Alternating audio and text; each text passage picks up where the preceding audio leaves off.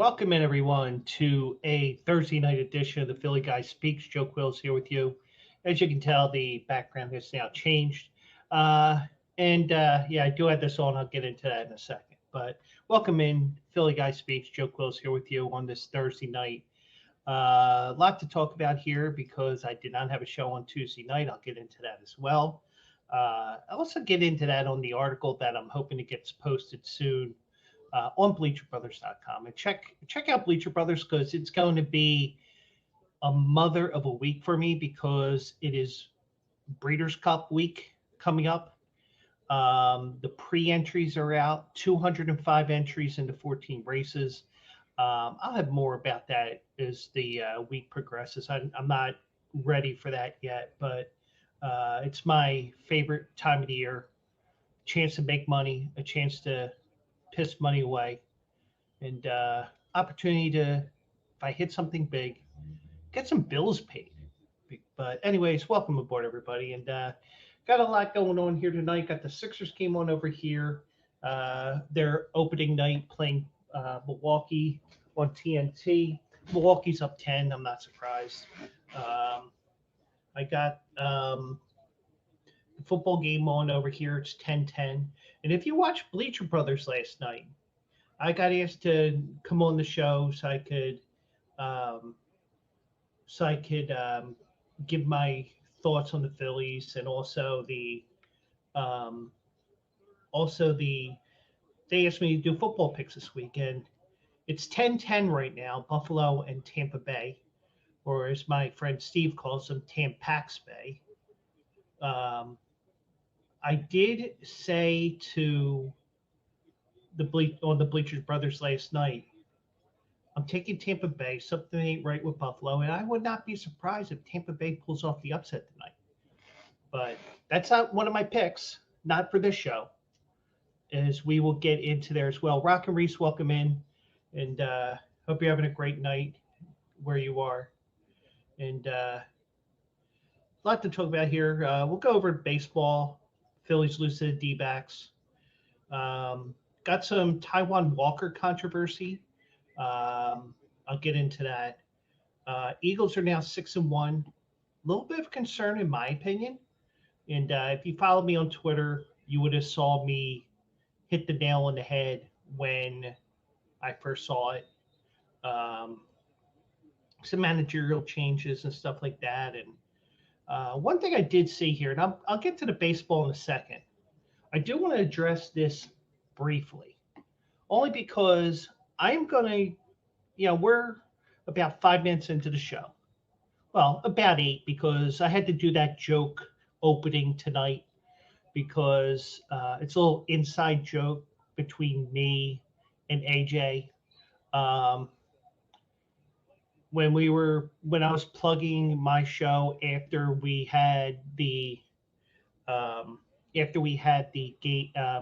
gave our picks and everything like that, and Buffalo just scored a touchdown. I think that's a touchdown pass. That helps my other 6-1 fantasy team. But briefly with the Sixers. And my hot take, and this isn't why I want to talk about this real quick. My hot take is that the Sixers will not make the playoffs this year. I know why. I just think there's too much drama. As long as James Harden is there, he's going to be a royal pain in the ass. And do not be surprised if the Sixers miss the playoffs because of all his drama. Because I think his drama is worse than Ben Simmons. I mean, Ben Simmons had mental health issues or whatever it was that was mental health that he made sure that he was getting paid even though the Sixers were fighting that. I don't even know how that ended up. But I saw this on ESPN before the game started. They mentioned it on the game tonight. But I really didn't listen too much into this because of the fact that because I was working, so I had to keep the volume down just so I can understand the customers. But Josh Allen did throw that touchdown pass to Kincaid, who I dropped on my fantasy team. Kincaid, that is. Josh Allen's my quarterback on that 1-6-1 team. But I the whole drama with James Harden is already getting old. And the thing is, just man up, be a good soldier, make the money so that the ladies can get your little soldier nice and happy at the club, the strip club. Um, but there's so much drama going on here. And this is from Woj, Adrian Wojnarowski. And the NBA is investigating whether the Sixers and guard James Harden are in violation of the league's new player participation policy for their opening night national television game against the Bucks on Thursday. We're looking into the facts around James Harden availability tonight to determine whether an approved reason exists for his lack of participation. There's a reason for it. It's because he went AWOL for about 10 days. He was in Houston while the Sixers were gearing up for the season, and then mysteriously shows up to try to get onto the plane. And apparently the Sixers said, no, you're not getting on this plane. You're going to practice in Camden. You're going to make sure that you're conditioned to play. We're going to make sure you're conditioned to play because you weren't around. We don't know what you're doing. You may be getting the little soldier some attention at the strip club and throwing $100 bills at the strippers, and maybe hookers as well. But anyways, that's something that will be worth looking into in the future because of the new legislation by the league is to increase star players' availability for television games. The Sixers decided to keep Harden in Philadelphia after he returned to the team following 10 days away for what the team called a personal matter. And for those that are going to be listening to this after the fact, I use the finger quotes because I doubt it. And just like Ben Simmons 2 years ago was claiming that he had mental health issues. No, he just didn't want to play. So, now the NBA player participation policy allows teams and players an out for injury, personal reasons, and for rare and unusual circumstances.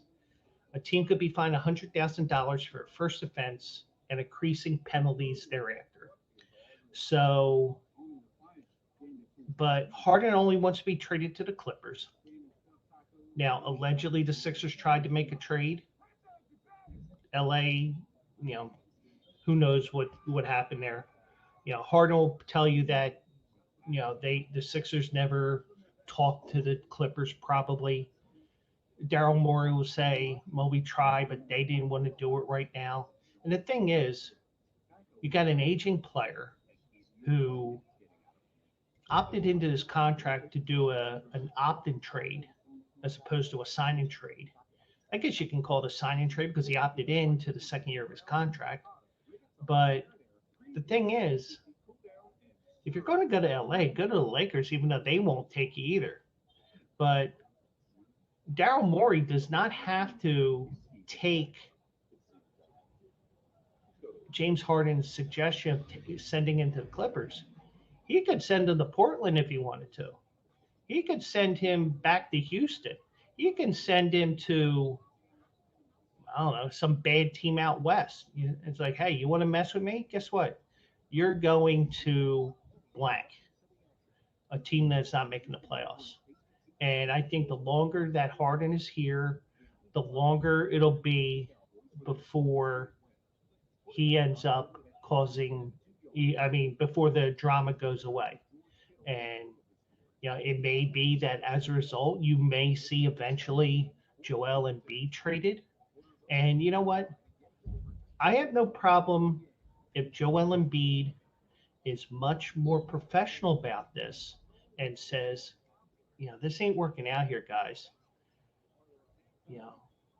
If we keep this on the down low, don't let it out to the media, or maybe we get lucky and we get into the playoffs for whatever reason. But, But Joel wants a title, and it's not happening here. I mean, it's not a thing with Maury. It's not a thing with Elton Brand. It's it's the owners, and they're idiots. And the process did not work.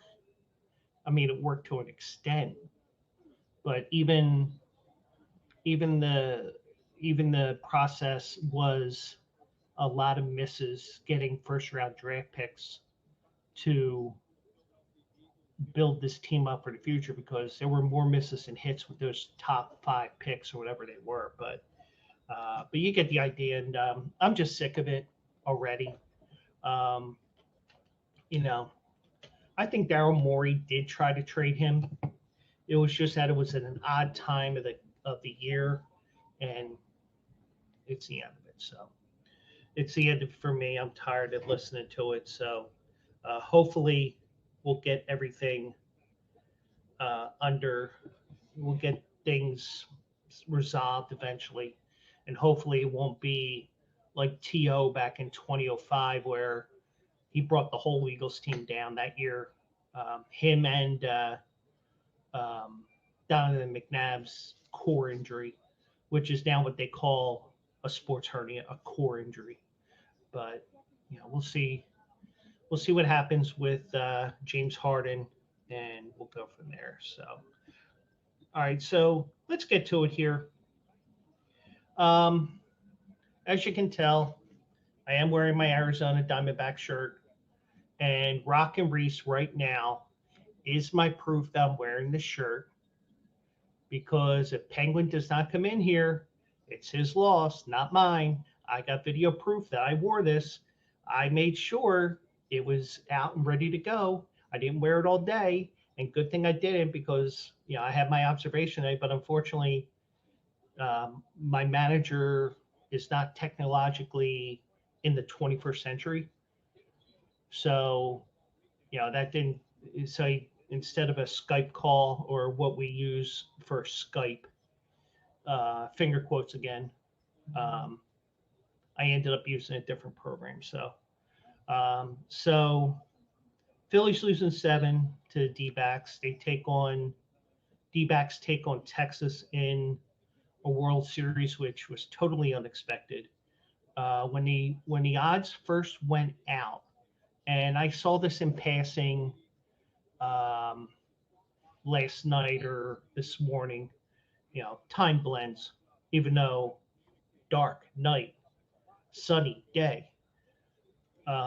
Whenever it was, I think I saw it was 1,700 to 1. And that may seem a little low. It may be 17,000. I remember the 1 to 7 and 2 zeros. There may have been another zero involved there for an Arizona San Diego World Series. But whatever the odds were, it was totally unexpected. And I need to fix this here because you're probably hearing the football game a little bit too much. And I wrote an article about it, and hopefully be posted. It tells you the ups and downs behind the scenes of me personally, because I am a diehard Philly sports fan. But I'm not afraid to pick against my team. If you watched Bleacher Brothers last night, well, I won't tell you that pick because that's part of my picks for this weekend. But yeah, I'm not afraid of picking against my teams. I'm not afraid of getting critical of my teams. Like one thing I said with one of my exes, it's okay to get critical about the Flyers, for example, because the Flyers were her number one team. And the one thing I said is it's okay to be critical. It shows that you're a caring fan. That's why you boo at games. You boo because you care. And you're pissed that you're wasting your money on that crap that you're going to see on the ice, on the field, on the court, wherever. You want to get the attention of the fan, get attention of the team. Don't buy the tickets. Don't show up. But in the end, you could see that Arizona adjusted. The Phillies did not. And I'll tell you what. I'm disappointed in how it ended because you were 6-0 at home. And AJ said last night on his show he was at games 3 and 4. It just seemed like it just didn't seem like it just seemed like the wind was out of the sail, so to speak. And yeah, I mean, and I write in the article that I wrote, and this is some of the goofy, intangible stuff that I look at from time to time. Um, and I saw it on the news, and I showed you on last Thursday. Um, my friend's daughter, who goes to school at Arizona State, she was joking around about climbing poles in Phoenix. Well, it's the second time that she's done that. She did one with the Eagles when the Eagles were in the Super Bowl. But um, I did, um, but somewhere along the line before Tuesday, and I think it might have been the off day on last Monday when they're saying, "Oh, it's going to be over 100 degrees." I'm like, "Shit!" And if you had before, if you had 938 for the time I would drop my first S or F bomb, congratulations, you're a winner. But just the little things that I look at because truthfully, Arizona, in my opinion, doesn't have the fan base that the Phillies have. And I think that, and we saw it with game 3 between the fact that it was a 5 o'clock game Philly time, 2 o'clock in Arizona, and you had Phillies fans going out there, not only going out there, they're also buying tickets to block Arizona fans from going to their home stadium. Now, I would never buy tickets and block other people from going and not going. If I'm going to block somebody from not going, I'm going to block the other people from going, the other team's fans, because I want to be there. But, with the fact that it was a weekend, I was working and everything else, I just couldn't do it. But either way, I just saw that it was going to be 102, 103 degrees, whatever it was. And I said, shit, the roof's going to be closed.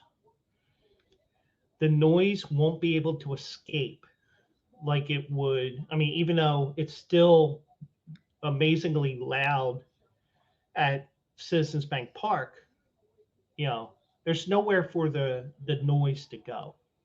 I mean, it's kind of like if you had smoke in there after a Grateful Dead show. You got to open everything up, just get all that smoke out of the bowl and the field area. You got to get rid of that stuff. But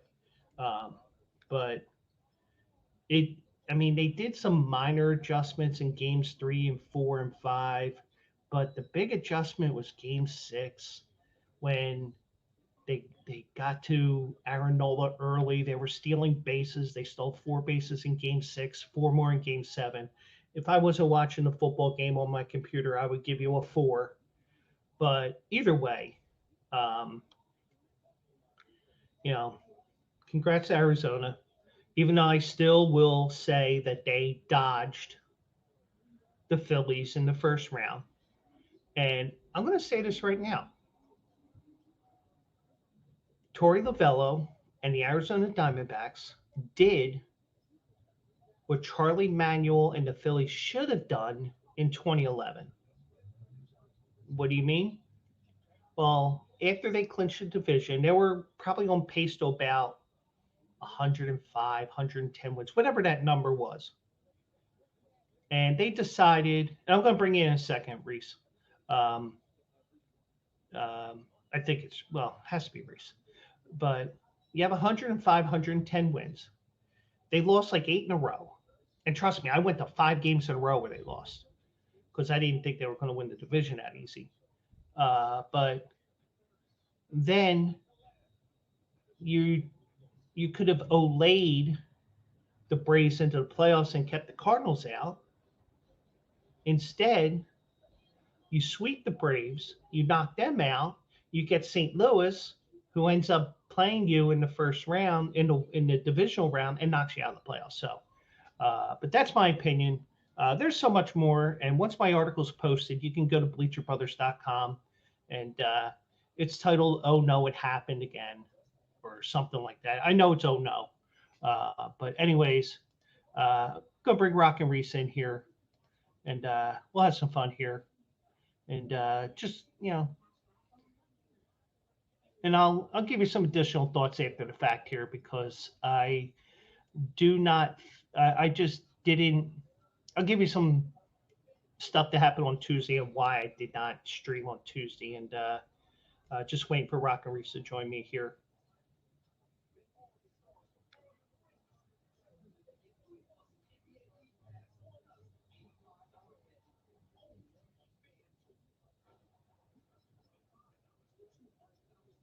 Okay, so while we wait for Rock and Reese to join me here, uh, there we go. Reese, how's it going, man? It's going all right there, Joe. But yeah, you know what though? There's two things about the series I didn't like. What's that? One, and I kind of like hinted about this when I did my breakdowns. I was worried about the fact that I was like, dude, I think the Diamondbacks can win one because I knew we were going to win one at Arizona. Yeah. I was also thinking they might come back and win one of Philly. But then I was like, the moment I knew this series was really over was game 4. Mm-hmm. So you had that 5-2 lead, and then you come up and what? Yeah. Why do we bring Craig Kimberlin to this day? I still don't know. But yeah, when we lost game 4, that was it. Mm-hmm. Yeah, and I was like, yeah, even though you got like game 5 and you came back home, but then Mm-hmm. you know what? I think the Phillies made it. But then here's the second thing. Game 6, you should have small balled it. Because you had all those home runs in the first 2 games. So it was like, now you couldn't even get a hit to save your life out in Arizona, even though, like I said, you did get a couple in game 5. But then it was like, when you got back home, you needed to frustrate Arizona's pitchers. And it was like, if you would have small balled in game 6, it's just get hits, right? Like nothing.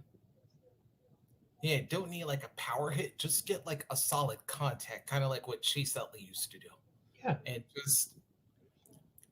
just get the play a ball that's just out of position so you can at least reach. And it was like, yeah, if you extend innings, then it was like you're gonna make Arizona go to their bullpen way too much. And it was like, yeah, you could exhaust their bullpen. Yeah, and you made them go to. Oh, sorry, go ahead. Learn how to do. Yeah, yeah, and you got to the bullpen a little bit ahead of schedule, ahead of Arizona's schedule. Because the one thing I said on Twitter in the 4th inning, even though it was just the 1 run to make it 2-1, I said on there, Fott is starting to, I wouldn't say tire, but you can tell the moment was starting to get to him because he was missing his spots badly. Like the catcher would call for an inside pitch, he would be missing out low and outside. And if he was calling outside, he'd be missing down and in. I mean, everything was down. It was just that you could tell that he wasn't even close to a spot. I could see hanging one right down the middle when you're going inside, but he wasn't even close. And it was just that it got to a certain point where it was just a certain point that, I mean, they made the moves to get to that conga line of their best pitchers that they all got near the trade deadline. Sal Frank was actually a minor leaguer. Yeah. And like the other, and if I could flip to the other half of this coin real quick. Yeah, this was the one I really called. was the ALs because I was like, I warned y'all, because y'all were gonna win in Texas. Mm-hmm. But when at Minute Maid, it was like the Rangers, they can win there, and it's actually funny. It was like play action actually brought this up even before the series happened. It was like, man, this could be like 2019 all over again. Yeah. And it's like, sure enough. But I'm gonna tell you this. At first, when who threw the pitch? Abreu was the one who threw the pitch, right? Yeah. Yeah.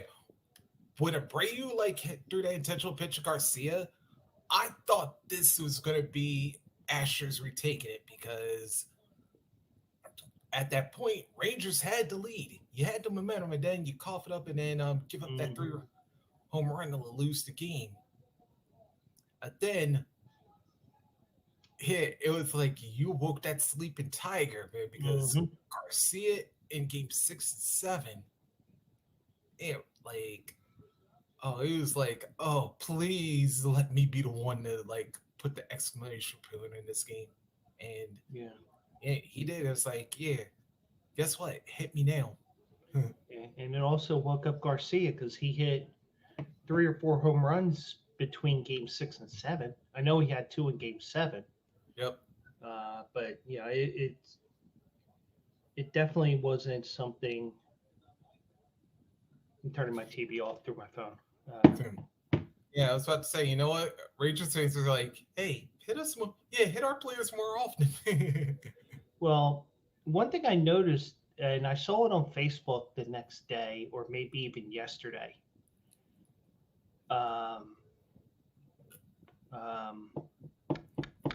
Aroldis Chapman. Yeah. He threw at Chas McCormick in the 7th game. Mm-hmm. He threw at him, and he hit. And it may have been done on purpose. It might have just been because Aroldis Chapman is wild. I mean, he's 105 miles an hour and dangerous. Yeah. He hit him in the back leg, which is his right leg. Yep. And Chas McCormick had a hard time getting to first base, but I think that was a message sending to the Astros for last year, which that's what you do. That's when you actually throw at somebody when the game's out of hand and you can make a statement like that because no way. I mean, it was 4-2 when Abreu threw at Garcia. Yep. No way Dusty Baker calls that. And I doubt the catcher calls that. And if he does, the catcher, you got to question his sense of the game as well. Yeah. Well, actually, if you remember, because Garcia actually got up in Maldonado's face right after he got hit because that's what he was thinking initially. It was that Maldonado was the one who called it. Yeah, because, I mean, it's a smart move by Garcia because he goes after the pitcher. He's going to get as many games as Abreu did. Easy. And it may escalate Abreu's games too, because they only gave him 2 games because there was 2 games left in that series. Yeah. But I still think, and I don't know what you think, and those that are going to be listening to this after the fact, I don't know what you guys think as well. Hit me up at Joe Quills, and you can tell me what you think. And if I'm wrong, so be it. But I think Garcia should have gotten 1 game because he could have just taken his lumps, gone to first base, but he went after the catcher. So that was the secondary action to igniting the benches clearing. He goes to first. I doubt they're going to clear the benches, but he said something when he crossed home plate to make it 4-2. He did say something. Maldonado didn't miss it. And he was like, I think this is the universal system, the universal signal for a beanball, even though they use the pitch comm. But, it's, I think Garcia should have gotten 1 game because, he was the secondary igniter. And even though, just like hockey, you have the instigator penalty, he kind of instigated with Maldonado, even though Abreu instigated with Garcia. Yeah, then again, it's like, but then again, it's like what you brought up is like who really called the plate out, and that's why I think like, yeah, that's why I think like he went after Maldonado because, yeah, if he would have thought a Brady called it, then he would have went after him first. But as Mm-hmm. and then like you brought up with yeah, when Brady crossed the or Garcia crossed the plate at one time, he might have mouthed off to him or something, and then yeah, Maldonado was like, okay, I'm going to get you when you least expect it. So Yeah, and there's definitely a history with Maldonado and Garcia. I did hear that they've been chirping back and forth for a couple of seasons now, I think it was. yeah, So they've been they chirping. play. So it's not like something that just came up out of nowhere in this playoff series. It's been going on for a while. Oh yeah, you think about it because like we got that Texas rivalry, and Yeah. oh, it's bound to go off when I was. Oh, but I knew there was something else I didn't want to go back to Diamondbacks and the Phillies though. Do you think there's going to be some karma coming back for Alec Thomas? For the flag thing. Yeah, Uh, it's possible. Um, in terms of the fans that were actually in the stadium, they all left. I yeah, mean, I mean, in a way, I'm disappointed in the Philadelphia fans for leaving because you could have made a mockery of them having the ceremony on the field in an empty stadium and just booed the whole time. But yeah, I understand why. But um, I saw a video from Eric Burns on Instagram, and I don't know which one it was. You know, I probably would have to go through a million things because he posts so much stuff, whereas I post stupid stuff like my my my quotes and stuff like that. And if you went on my Insta stories, forget that. That's all stupid stuff that I post just to get laughs. But um, like someone's whoever was being interviewed and he was citing, I was like, I have no problem with that because he's probably in shock that they won in seven, even though they won. And they're saying, "Oh, we can win this series." And it's when you're the underdog like that, it's like, "Holy crap, it happened! We did do it!" Just for that first couple of minutes after the game. But Alec Thomas, he's got his coming probably.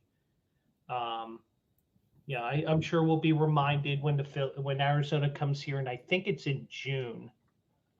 Um, let me just double check that here, but you know, I'm sure it'll shoot, be brought up.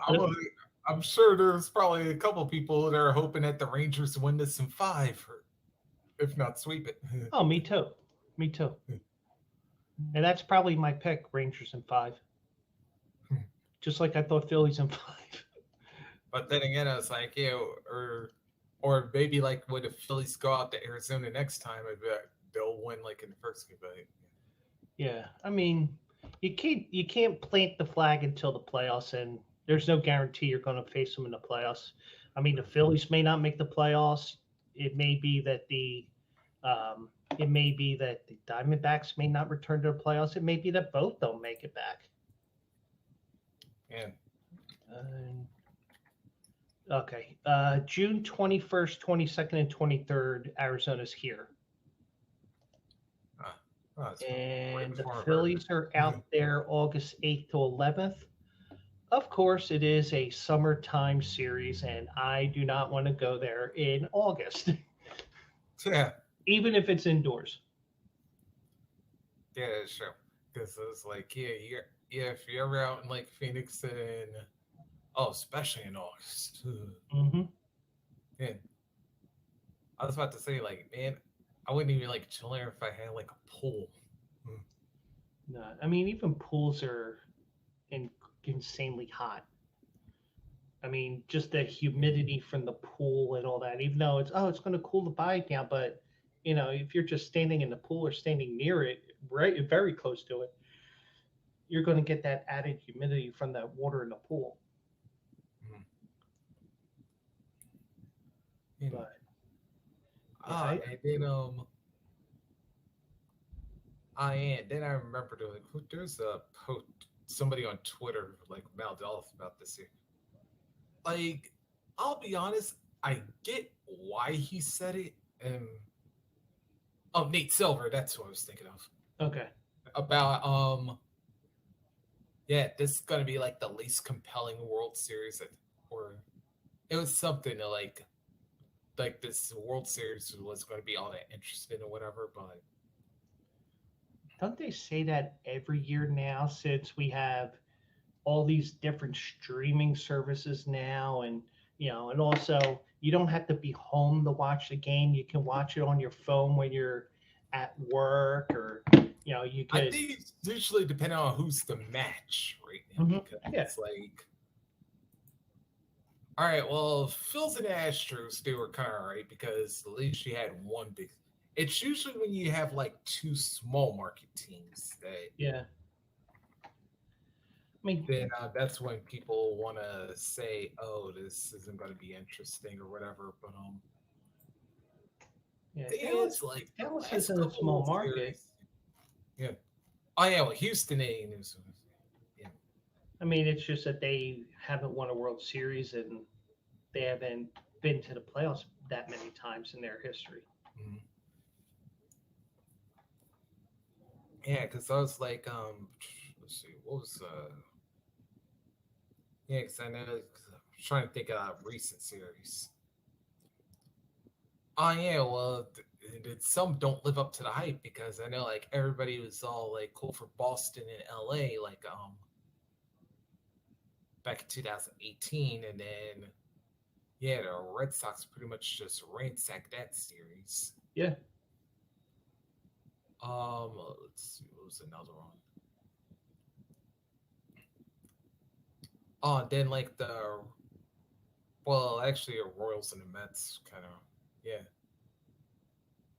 that one was kind of like dried up too. But then like the year before when it was the Giants and the Royals, like that one was definitely one of the more exciting series, even though the Giants wound up winning it. But I was in Naples, Florida for a union convention, and the first day I was there, I wanted to say it, but I didn't because there was a couple of people from Kansas City area there for the union convention. I wanted to say it, and I said I wanted to say it, but I didn't. I said, "Yeah, I'm from Philly, and I do want to tell you right now, I'm sorry about Andy Reid. He's your problem now." But I did. Good thing I did because Andy Reid eventually wins 2 Super Bowls. He beats the Eagles. Blah blah blah. Yeah, that was definitely one. But like I said, this World Series is definitely going to be a lot more interesting than like people are think it is because let's remember Texas. Yeah, because let's remember Texas was like running the AL West for a long time, but then like I said, they had that final series against Seattle where they dropped 3 out of 4, and like the Rangers wound up sweeping the Diamondbacks. Mm-hmm. Yeah, so that flip flop all that. Yeah, he did. And as far as the backs themselves go, like I said, they had to come from because they also needed some help from the Brewers to knock the Cubs out. Yeah. And I forgot who knocked Cincinnati out in the finale for that one. So they needed some help to get in as well. Yeah. Yeah. But it's just the way baseball is, Yeah. Yeah, I know. Like, Player Silver was also talking about, changing the wild card, or changing the playoff format. I don't think the playoff format changes the next couple of years. I really don't, because you need a couple more years of data, and I think what will probably happen is you'll probably see. Well, Houston, they were top 2 seed both years. They ended up getting to the ALCS, so it isn't like we're getting 5 versus 6 each every year for the wild card. But people don't realize baseball is the sport where home advantage means the least compared to the other sports in North America.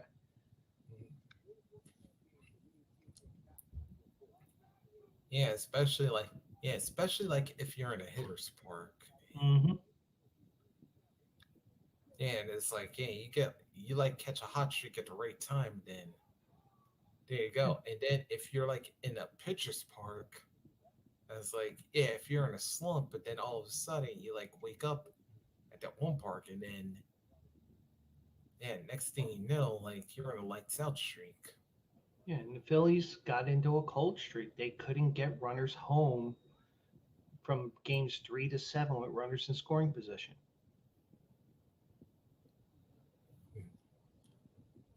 Yeah, except this is where like again they're and we've seen the Phillies play small ball before, but it's like yeah, once they start going on those home run rampages, then it's Mhm. like that's what they like fall back towards, and it's like and yeah, and I remember like I wound up pissing the whole city off with this one a little bit. The one year that the Giants beat us in the NLCS, I Mhm. was like, you know what's gonna happen? Well, it matters like that. I even said it before Game One of that series even happened. The Giants are going to small ball the Phillies. Mhm. That's how they're going to beat them. And then, sure enough, here you go. They're drawing walks, they're extending the bats, and then they're manufacturing runs off it. Yeah. And the Phillies, I mean, part of the reason why Schwarber is in the one hole is because he works walks. The problem is he also strikes out a lot and he hits a ton of homers. Now, it's great that he mashes one out like he did in game one and boom, one pitch, 1-0.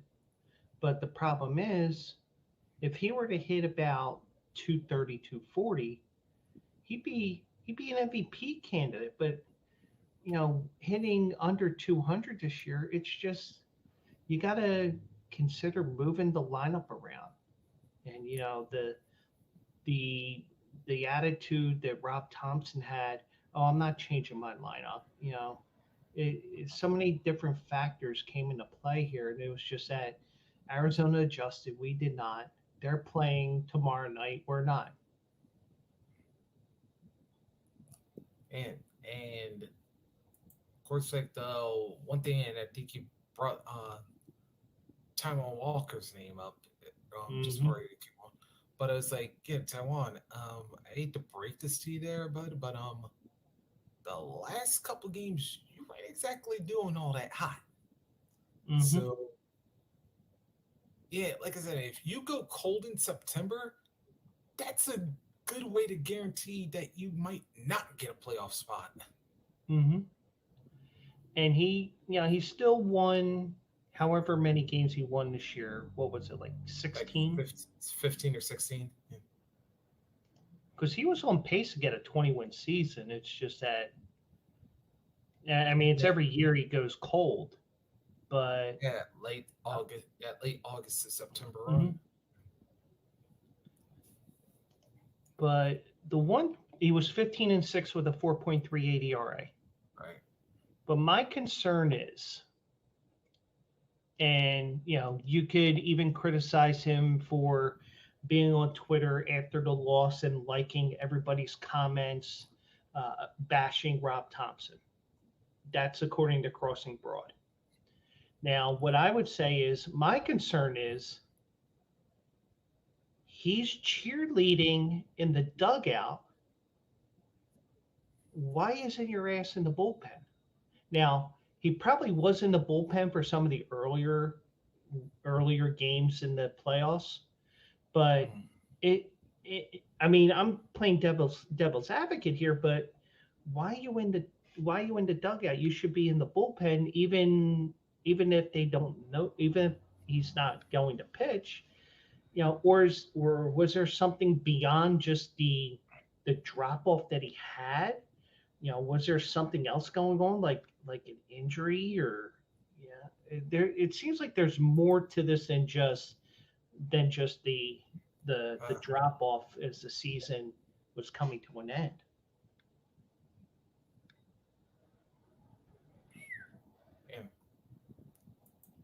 Yeah, I didn't know what was going on with that one, but like I said, there's definitely some issues that need to get addressed quickly on this one.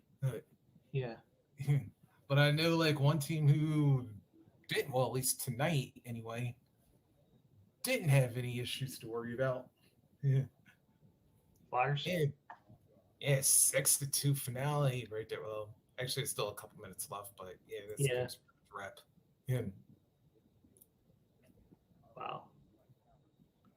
Yeah, Flyers are playing well. And it's just that I got to start watching them.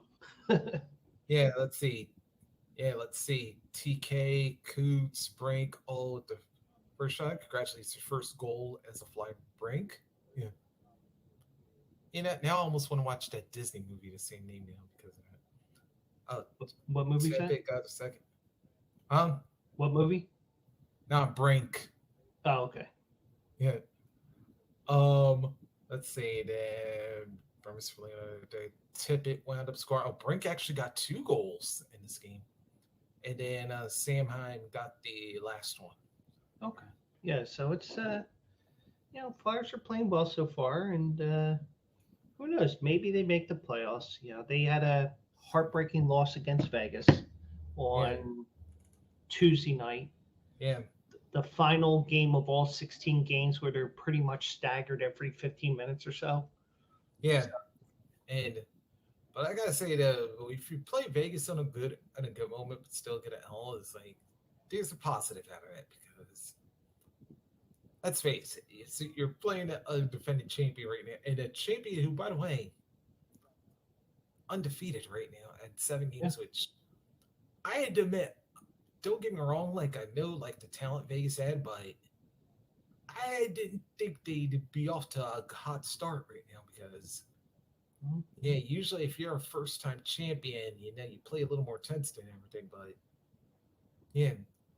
even if you do have a majority of the core that you had from last year, but I gotta say, that ownership and management got that team running right.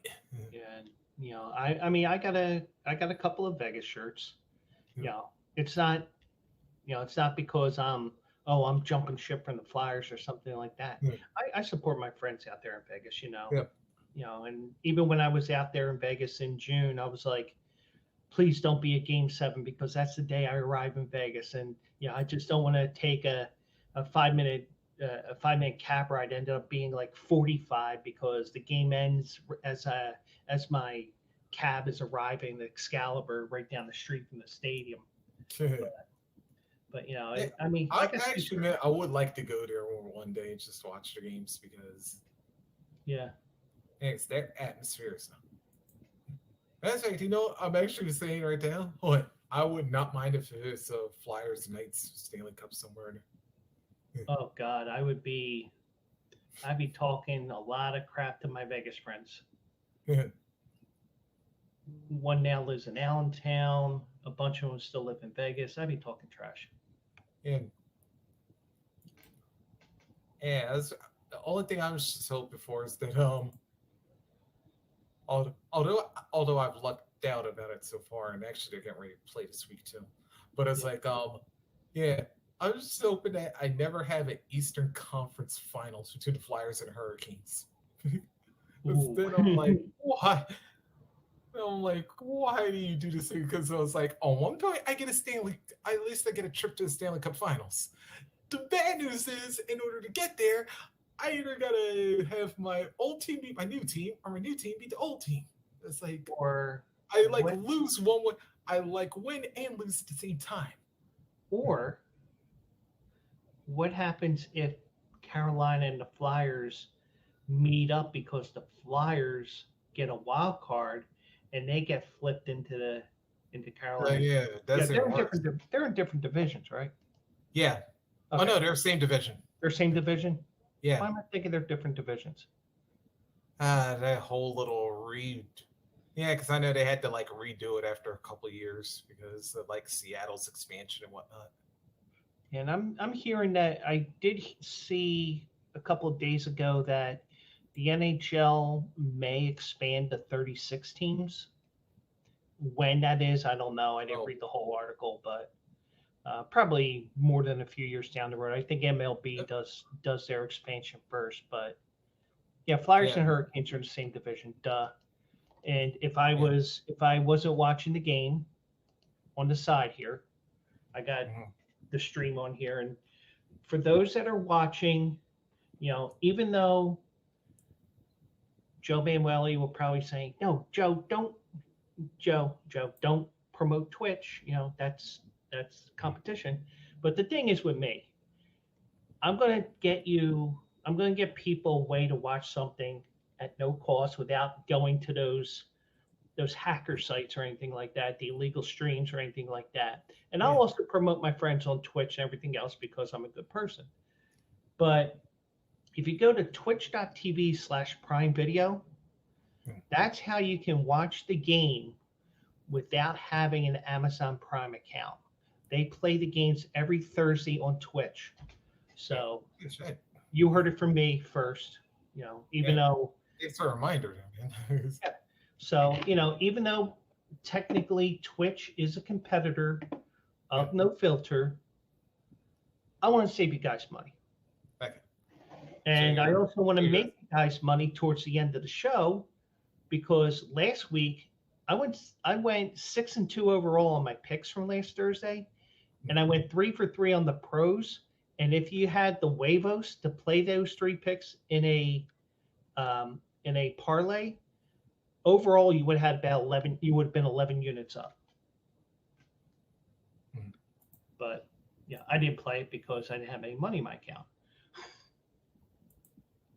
Mhm. But yeah, so but I don't even know what we were talking about before I went off on that little tangent there. Oh, yeah, I think we're gonna oh, by the way, actually I can actually segue into what we were talking about because Okay. yeah, about those undefeated streaks. Yeah, 2 of them just snapped. Yeah. Yeah, Tonight, because yeah, Avalanche just lost in Pittsburgh and Ducks won in Boston in overtime. and the San Jose Sharks have not won a game yet. Nah, Sharks have. Oh, wait a minute. Actually, Sharks are 0-6-1. or no, wait a minute. They lost it. Yeah, because that's right. I forgot they had an overtime loss. Yeah. So then there was one, even though technically they still have an Oh, O in so the loss column, but it's an overtime loss, so it's and one. yeah, yeah. So pretty much, yeah, the Sharks are kind of like the Panthers right now. 0-6. Yeah. Well, except with the one tie, yeah. Yeah, and Panthers will probably get themselves going in the second half of the year, sneak Yeah. in as a wild card and do the same stuff as last year. Yeah, man, they ain't get nowhere close to a wild card. But, I don't know. You never know. yeah, I mean, I was about did. to say there'd be a better chance. Yeah, there'd be a better chance for there'd be a better chance for the Florida Panthers than the Carolina ones. But Yeah. Yeah. But we'll see. by the way, just for another update, yeah, it's still 24-10 Bills, but let's see. Yeah. Oh no, actually the Bills have possession right now. And they just Yeah. Yeah. And let me check one other thing here. Sixers are down 116 to 114. There's 11 seconds to go. Of course, I turned the TV off because the background noise was annoying me. Oh yeah, I forgot. Oh yeah, 'cause I forgot Damian Lillard's in it. Yeah, his first game. But Yeah, I forgot it. Yeah, I was about to say I forgot. Oh man, that's him. Giannis Yeah, I mean, and Lillard at the same time. yeah, I mean, He didn't get to Miami like he wanted, but he's going to be Yeah, playing for a championship, or he's going to be making a deep contending. playoff run again this year. Yeah. Yeah, because I'll tell you one thing. Yeah, I yeah, because I'll tell you what though. Yeah, it was actually he'll actually be glad he's not in Miami. Yeah. Yeah, because I knew how they do after they get a run because like I said, Jimmy Butler. By the way, I'm praying to God he got rid of that damn hairdo. Um, yeah, or actually, I should say hair don't. Yeah. Yeah, yeah. Usually, whenever he goes to the finals, then it's like next year they play crap. And then if they do get in, they'll probably win a play in tournament game, but then Mhm. yeah, cough it up. Then I'll probably like be I'll say a first round elimination. Yeah. But if they catch the right team at the right time, they could Yeah. do what they did last year. Mm, Because they played in the play-in tourney last year, right? mm, not, I think yeah, because I think like they beat the Bulls like Because I think they lost the first game. yeah.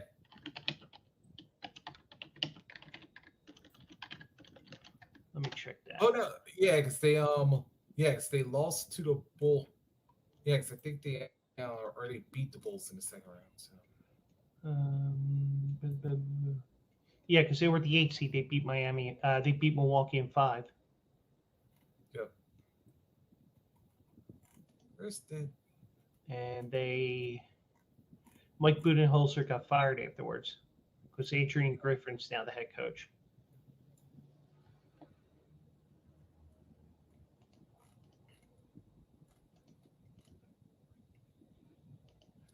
But it's just one game today. Whoops, wrong one. Didn't want NBA. No, it was Atlanta they lost to, and then they beat the Bulls. Yeah, All and right, 'cause I remember they lost their first play-in matchup. yeah, because I think I played Miami that night. I was like, what the hell's going on here? Mhm. Yeah, but Stray ain't no joke, man. But Like when he's healthy and he keeps his mind in the game. yeah.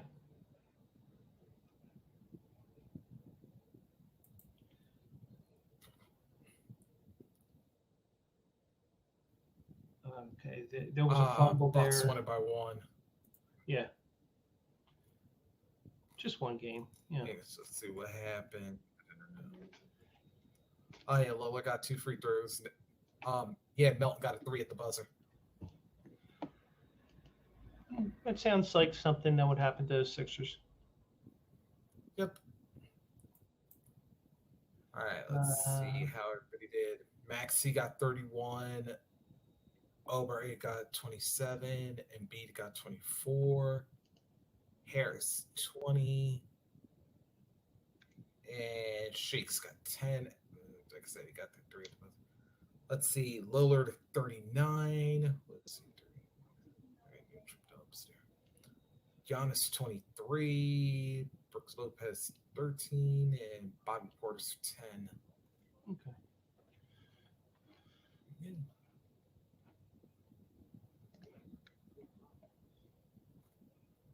It'll be interesting to see what the Sixers do with Nick Nurse's type of games, the way he does the games, does his brand of coaching, because he's defensive first. Um, but we'll see. I mean, I don't think the Sixers are going to make the playoffs.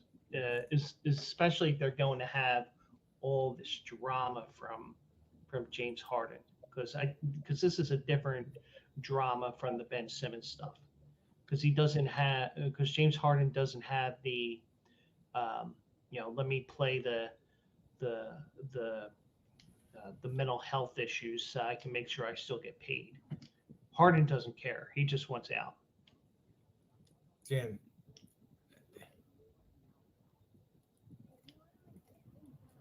yeah, then again, it's also the thing that's always killing because I kind of saw this back in Houston with them. is that like he'll ball out in the regular season, but then in postseason, it's like he'll wind up being lethargic, and there'll be times where, he's only like, you know what, James Harden. I hate to associate Philly with anything right now, but James Harden is like a one-man Dallas Cowboys. Right? He can get to the second round, but then that's it. Even now, his issue is more not realizing that he's on the downside of his career. That's his main problem. And I'm looking for a picture that I found. Actually, there's other problems, like he can't stay out them damn strip clubs. But and I had a picture, and I don't know where it is. I found it on Facebook because I was looking for something else, and I don't know what folder it's in. Was it this one? No.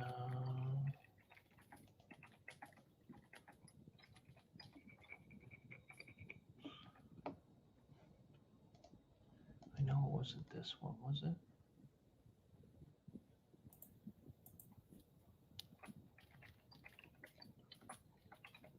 But I'm not going to be able to find it, but I'm still trying now.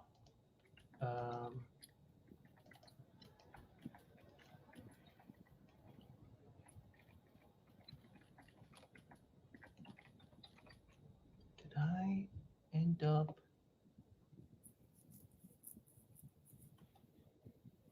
I wonder if I messed up my settings a little bit, because I was playing around with my settings today while I was working, because I finally got my IMs, my DMs back open on Facebook. I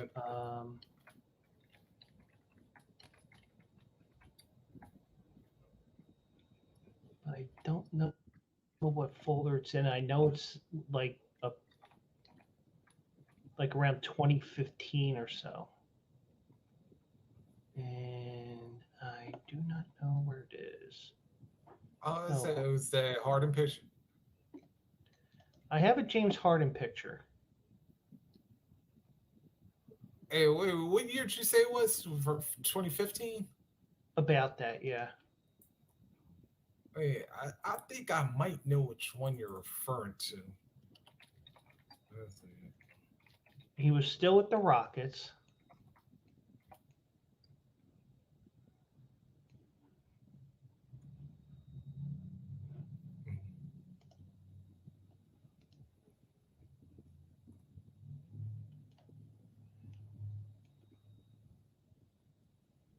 Oh, yeah, he's looking. Is this when he was starting to get really thick then? I'm sorry? Yeah, like, is this like this? Was it like that first pick, like, when he started getting, like, really, really thick?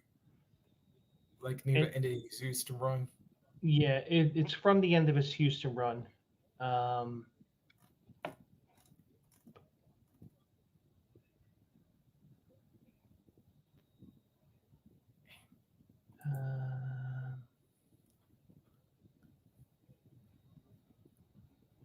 I probably even locked myself out of it in the short term. Oh, well. Basically what it was, it basically says titties over titles. That's what the picture is. It's just that I have no clue where it went. Oh, hold on, wait, I think. Actually, you know what? Like, it's actually on his Twitter if you do like a Google search real quick. It's just do James Harden over titles and it'll pop up.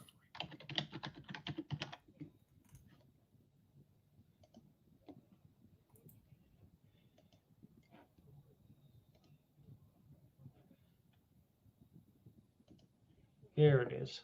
Yeah, I mean, I have to do it this way, but I have it in my I have it on my Facebook. I remember seeing it a couple days ago, but here's what I'm talking about to those that are going to be watching this after the fact. And, this is the wicked sense of humor I have. Titties over titles. That's me in a nutshell. Oops, and I kicked the cord out again. First time tonight, but it's a Tuesday and Thursday ritual. That's actually a good title for Harden because I was like, yeah, definitely is. Yeah, and if you ever do win a championship, never mind. He's not winning a championship. I know, but I was just saying or at least he would like buy one and then he'll just like take it to the club with him and then he'll really. Yeah. And thankfully, Penguin AZ is not here because he'll run it against me. But yeah. Oh no, then again, he still got tomorrow. Oh no, wait. Yeah, tomorrow he'll definitely be watching. He'll have the game on it. Yeah, but I won't be wearing my shirt because I met the bet. I did meet the bet. It's just that he's not watching. That's on him, not me. Yeah. I paid my bet off. And I even said it even in my initial tweet this afternoon when I even called Mad Dog Russo a pussy and tagged him. Here's what I said. I'll be back at 9:15 tonight. Let's talk some LCS and World Series, Eagles and whatever to catch up over the past week. I'll also give some weekend picks after it's 6-2 week from last Thursday. And unlike that pussy, Mad Dog Unleashed, Mad Dog Russo, I'll pay some bet off. And then I replied, join me tonight. We'll have some fun. You can even divert my script and join me. But, I was just trying to get some, and I'm sure I probably got blocked because, he's going to be wearing a bikini now as opposed to not retiring because, oh crap, it happened. Just like me. Oh crap, it happened. But whatever. And let's see. Get any lead or probably in the fourth to nail. And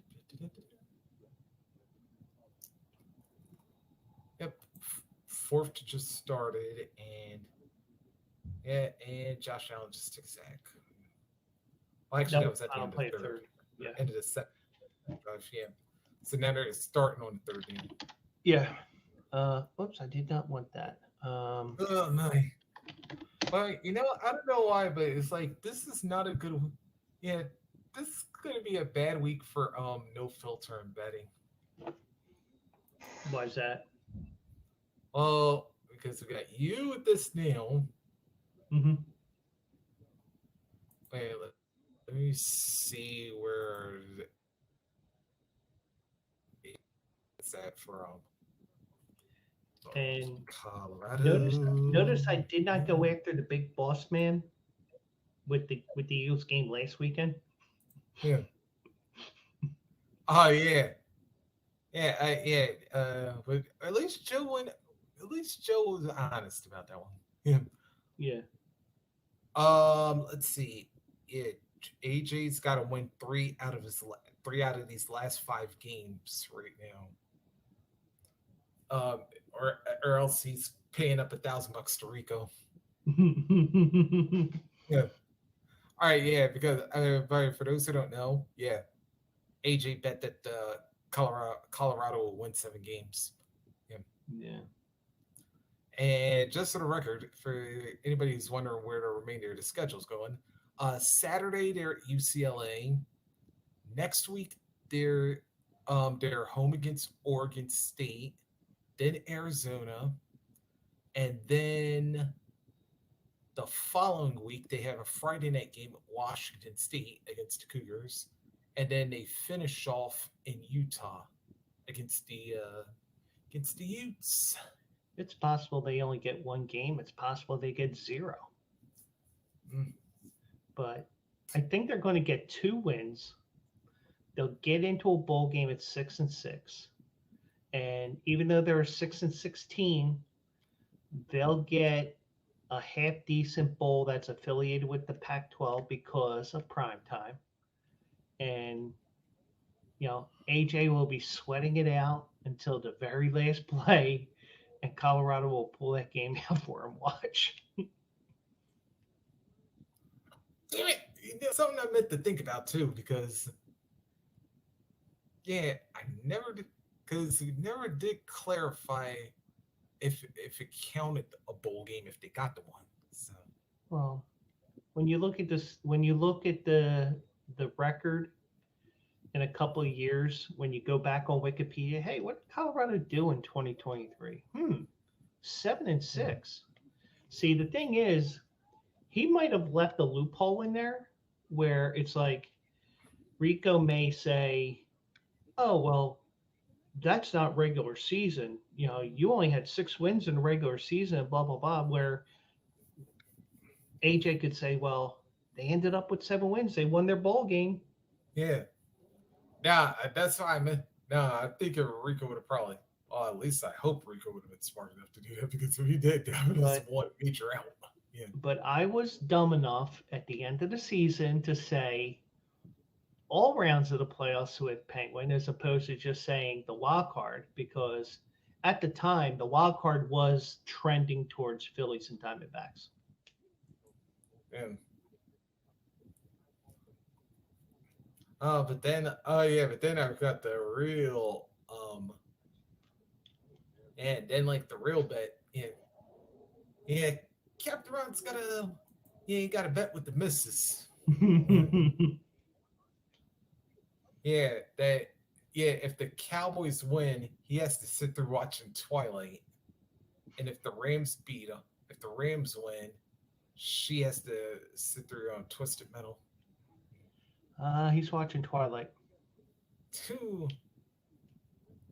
He's watching Twilight. Yeah. What's Whereas with me, and I say this to a couple of female friends, I say, hey, if we were dating, I'd be okay with you cutting me off for a week or 2 weeks or 3 weeks, depending on if we're division rivals and stuff like that. I'm okay with that. But I'm not going to bring too much smack talk unless, you bring it to me first and I bring it back to you. I didn't talk that much smack while the series was ongoing, I don't think. I mean, I might have talked a little bit, but nothing directly at Penguin AZ. Not to what he was doing. But he wasn't doing it to me per se. He was just doing it in general. And you know what? I wish we had a NFL. We are legally at the point of the season. Do you think we can work a flex this week? You know what?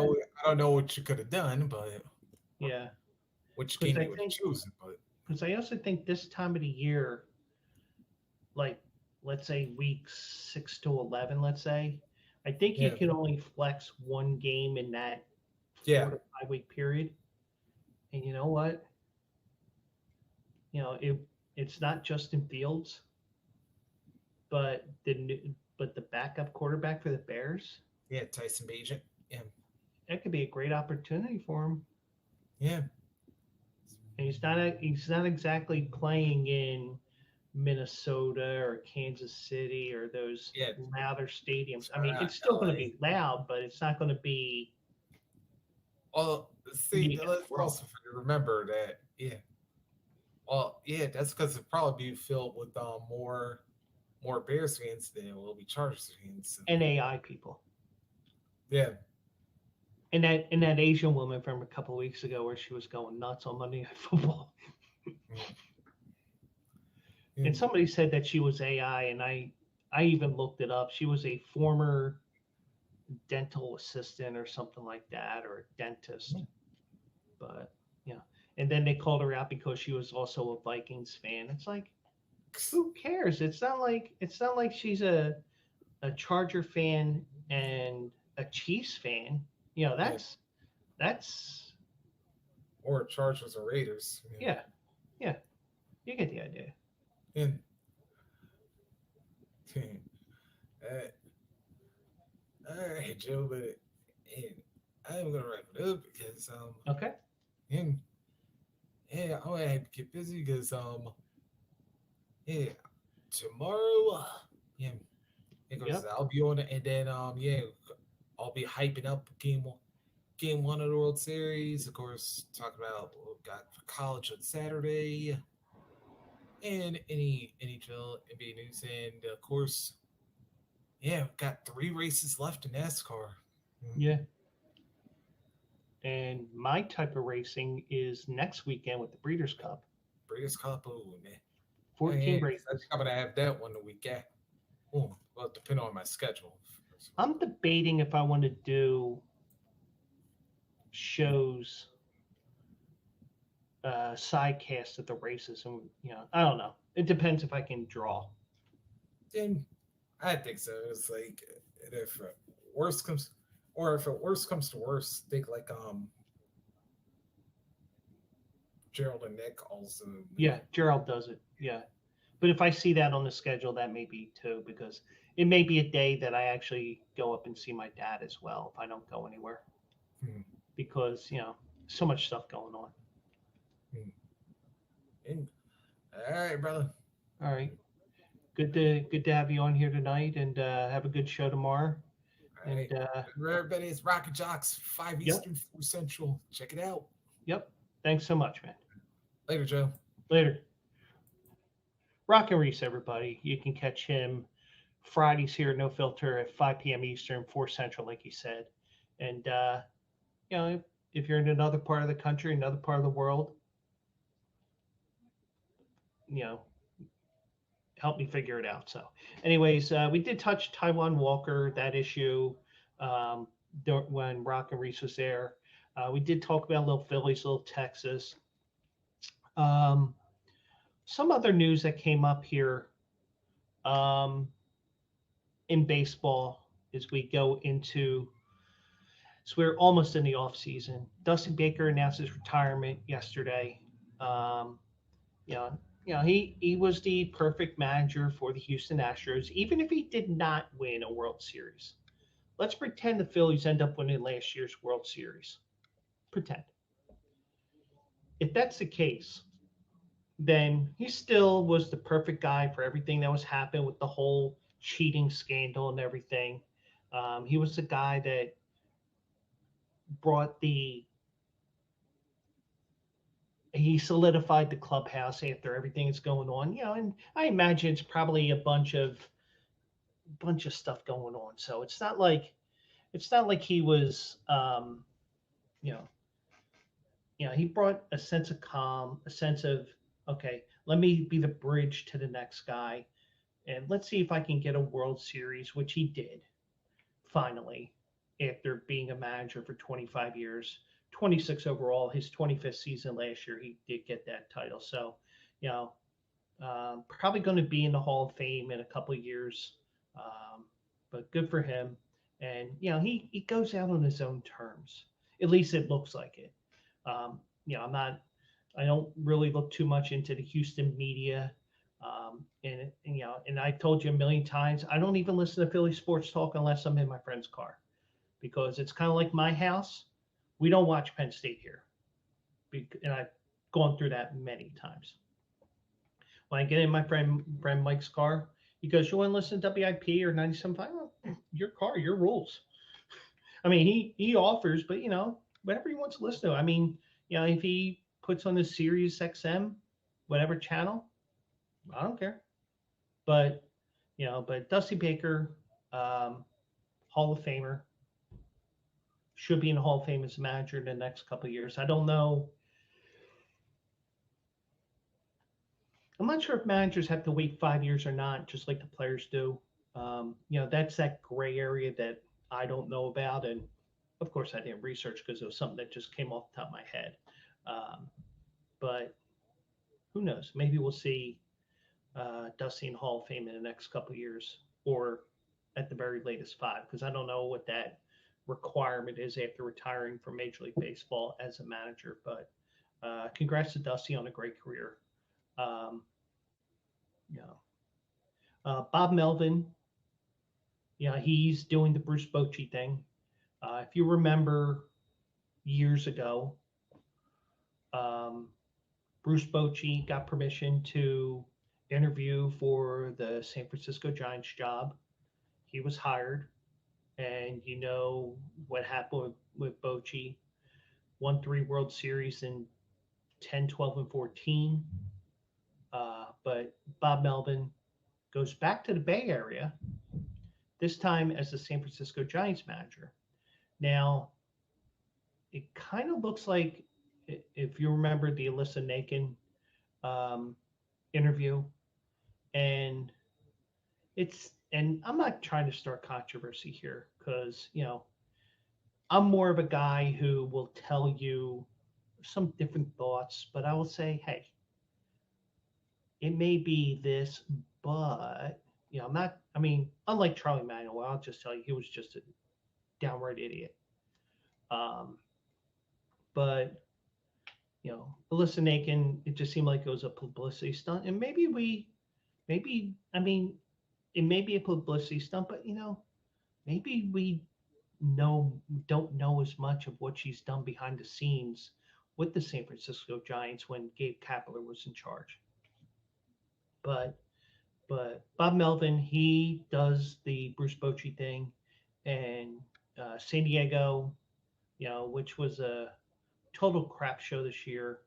Bob Melvin, did he lose the locker room? Possibly, but it may also be, hey, I want to live in the Bay Area again. That may have happened as well. There could be a million different things, and Arizona. I'm looking at my T-shirt. That's why. But he goes from San Diego to San Francisco, just like Bruce Bochy did. Whether he'll have the success that Bruce Bochy had, even though it took Bruce Bochy a few years to get that World Series title, that remains to be seen. But he's having a parallel career with Bruce Bochy right now, where Melvin goes to the Bay Area and the Giants. And I don't know if any other managers have done this since the Giants and the A's have been in Oakland. Now, I'm sure if I really dug, well, can't really dig too much into when the A's were in Philly because Connie Mack was the manager for 50 years. I wonder how many managers have been with the Giants and the A's, not necessarily at the same time. Kind of like the game that they have on the internet called Immaculate Grid. And yesterday I got a 22 score, which is a pretty damn good score when it comes to the rarities. I mean, I had a couple names that came out of my ass so quick, and it's like 0.3% of people got that name. I was like, damn. But it's immaculategrid.com, I believe. Yeah. So, every once in a while I play, but I don't play it every day because it isn't like Wordle where I'm trying to defend a 27-day streak that I have. But I don't know how many managers have managed both the A's and the Giants. I don't even know if it's been done when both the teams have been in the Bay Area, but we'll see what Bob Melvin can do there. Craig Counsell is going to be interviewing for the Mets job, which is not a surprise to me. Apparently, I didn't read the whole article. I saw the interview. I saw the story on ESPN today or yesterday, and it was just a little bit of, a little bit of this, a little bit of that, just getting some story, get some thoughts there, and I'm not surprised that he's going to go there because the new baseball operations guy, whatever his exact title is, I'm not sure. I forget his name as well, but he's was originally with Milwaukee, and he's going to lure Craig Counsell. He's probably going to get the job if he wants to do it. Um, Now, will Milwaukee say, well, was there some sort of a collusion or anything like that? You know, any tampering? Because technically, he has a job with the Brewers until Halloween. That's why he hasn't interviewed yet, because he can't, because he's still technically Milwaukee property. But we'll see what happens with that. But I wouldn't be surprised if Craig Counsell does go to the Mets, because he'll have the guy above him who he's familiar with. But you may see Counsell at the last minute say, you know what, I don't like this big city stuff. And you know what, my kids are playing in the Big Ten. Let me have a me year, a year away from baseball. But you know, but when you have a big market team like the Mets, who will probably be better, but not in, just in that limbo area where there'd be like 80, 82 to 85 wins, and, you know, 84 wins got you into the playoffs this year with Arizona. But every year's different. I mean, my God, even when we just had two wild cards, the one year we had three teams in the NL Central that had 97 wins or something like that. I mean, Pittsburgh had 97, Cubs had 98, and I think St. Louis had 100 or something like that. I'm making numbers up, but you get the idea. But every year is different, because you get years where teams, you know, the gap between that sixth team in the playoffs and that first team out of the playoffs, sometimes it's like the Grand Canyon, and sometimes it's, you know, got this much, very tight. So every year's different. I mean, you can't really say um, what's going to happen, because you never know. And I can tell you one thing: we may eventually, with the round robin type scheduling like they have in the NBA and the NHL, the way that they have it in MLB now, I wouldn't be surprised if that third wild card ends up under 500.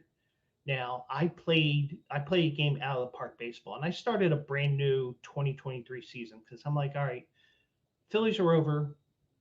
Let's see what I do now after the season, after I've ingested the whole season. I played a whole season. I played like half of the season when I was on my September vacation, because I'm like, you know what, I want to get the season over with.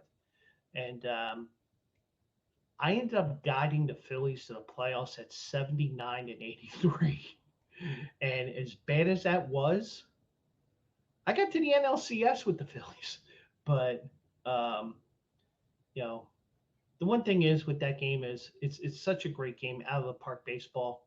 Um, you could manage, you can general manage, you can do both, and it's very realistic. It's a thinking man's game, general manager and manager, or both. And it's a fun game that I have where, if I have like an hour and a half, I'll play three games, or I'll play the next series of games. And but be interesting to see what happens with all these different things that are going on here in baseball. And part of the reason why I did not have a show on Tuesday was because, and it's not a mental health thing, like I was telling you about a week or two ago, when I was saying, if there's a break, um, if there's a break and I don't do a show for a couple of weeks, it's not because I'm ignoring you. I just want to take care of myself. And I mean, I do have a lot of stress going on. I have good days and bad days at work with people screaming at me all day. And I know I breaking my rule number one, which is don't talk about work. But, you're getting screamed at there. And I got family issues. Um, I got all different things going on. And the frustration, everything else, was because I was planning out the rest of the year with my shows, with everything else. And I told my one friend, SJ. I talked to her about some of my streaming issues. I'm not worried about numbers. It's never about the numbers with me. Like for example, somebody listened to my podcast on Spotify this week from the Ivory Coast in Africa, and I do want to say that if he or she is listening to this podcast after I upload it tomorrow. If you listen to this one, thank you for listening, and hopefully it was a podcast that brings you back to me. And always, anybody who's listening after the fact or watching after the fact, come on over to No Filter, nofilter.net. Lots of great shows. Rock and Reese was here earlier. You got Tony Bruno at 7:00, and I'm sure he's going to be hyping up his new Tony Bruno Sports Network, which starts on Monday. Download the app for that. Last call on Friday, 9:15-ish, as I say. I got the Bleacher Brothers show. I was on there Wednesday, lamenting on the Phillies' loss. All different things I was saying. Some of the things are, proven fact. And you had the guy from Top Fan, and the name's escaping me, and forgive me for that. His name's Bill. I don't know his last name. I'd rather give him the full credit, but and I know he's rolling his eyes at some of the things I'm saying. And the thing is, some of the things I have make sense. Some of them don't. Like the whole stadium thing, the roof closed thing. Sometimes I talk intangibles. It's like, what the hell is he talking about? And that's fine. We all have fun here. So, and that's what I want to do. Make you think outside the box a little bit. Just think in general. But things happen. So,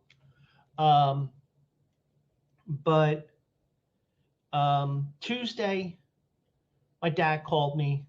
I had the day off, and for those that know the situation with my dad, so be it. But got a call.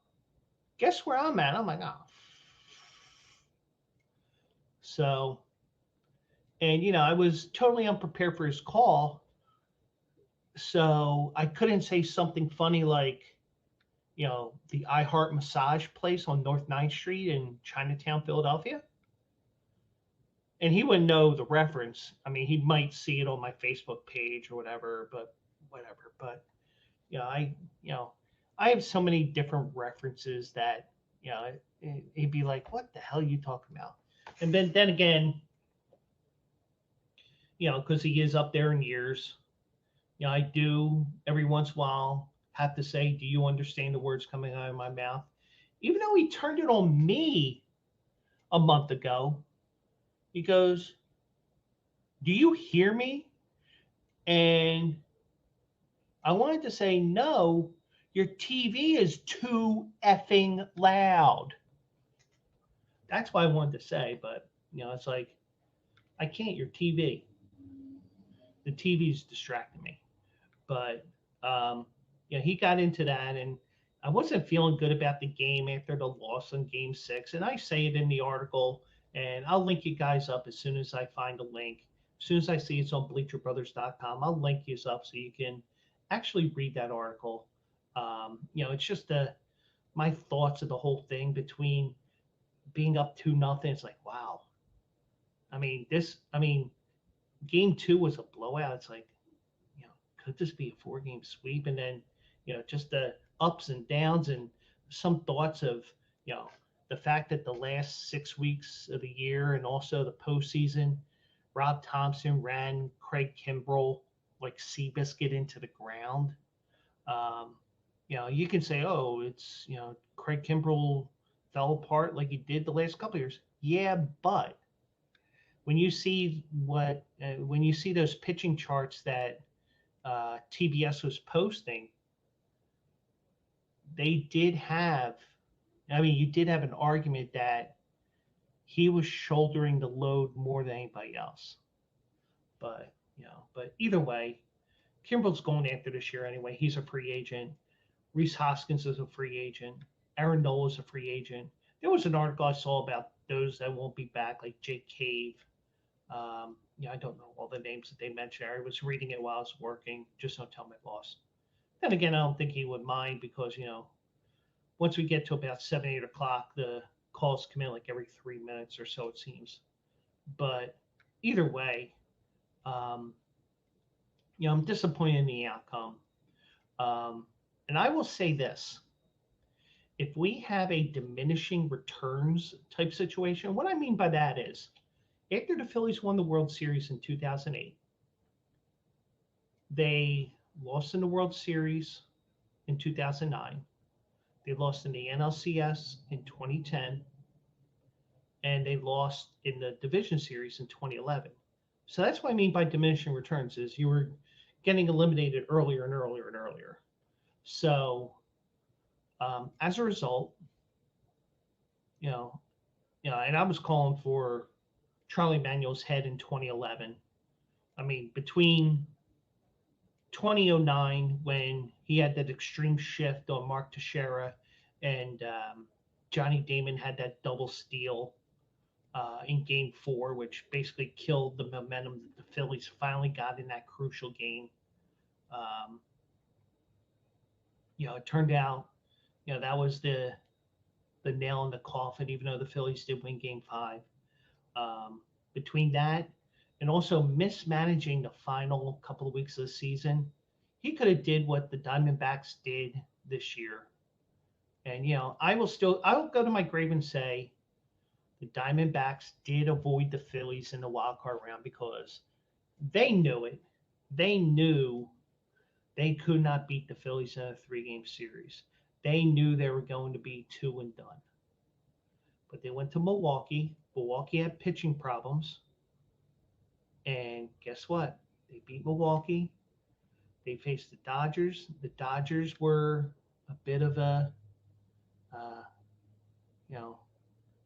fraud team. And, Clayton Kershaw, he may be 35, but he's 35 with a lot of wear and tear.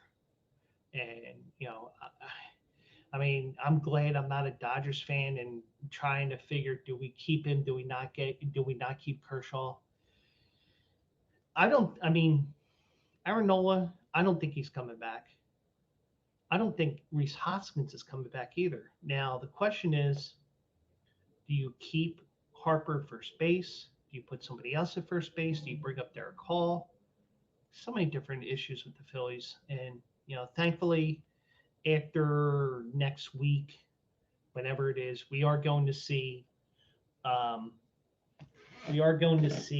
a team that we're going to see what they have in store for the offseason and try to reload so that, as John Middleton said, just paraphrasing it into the statement I'm going to say, Phillies get his title back, even though it had never been his title because, even though it was I think it was Bill Giles at the time, or whoever was the David Montgomery. It was David Montgomery's trophy, but he was,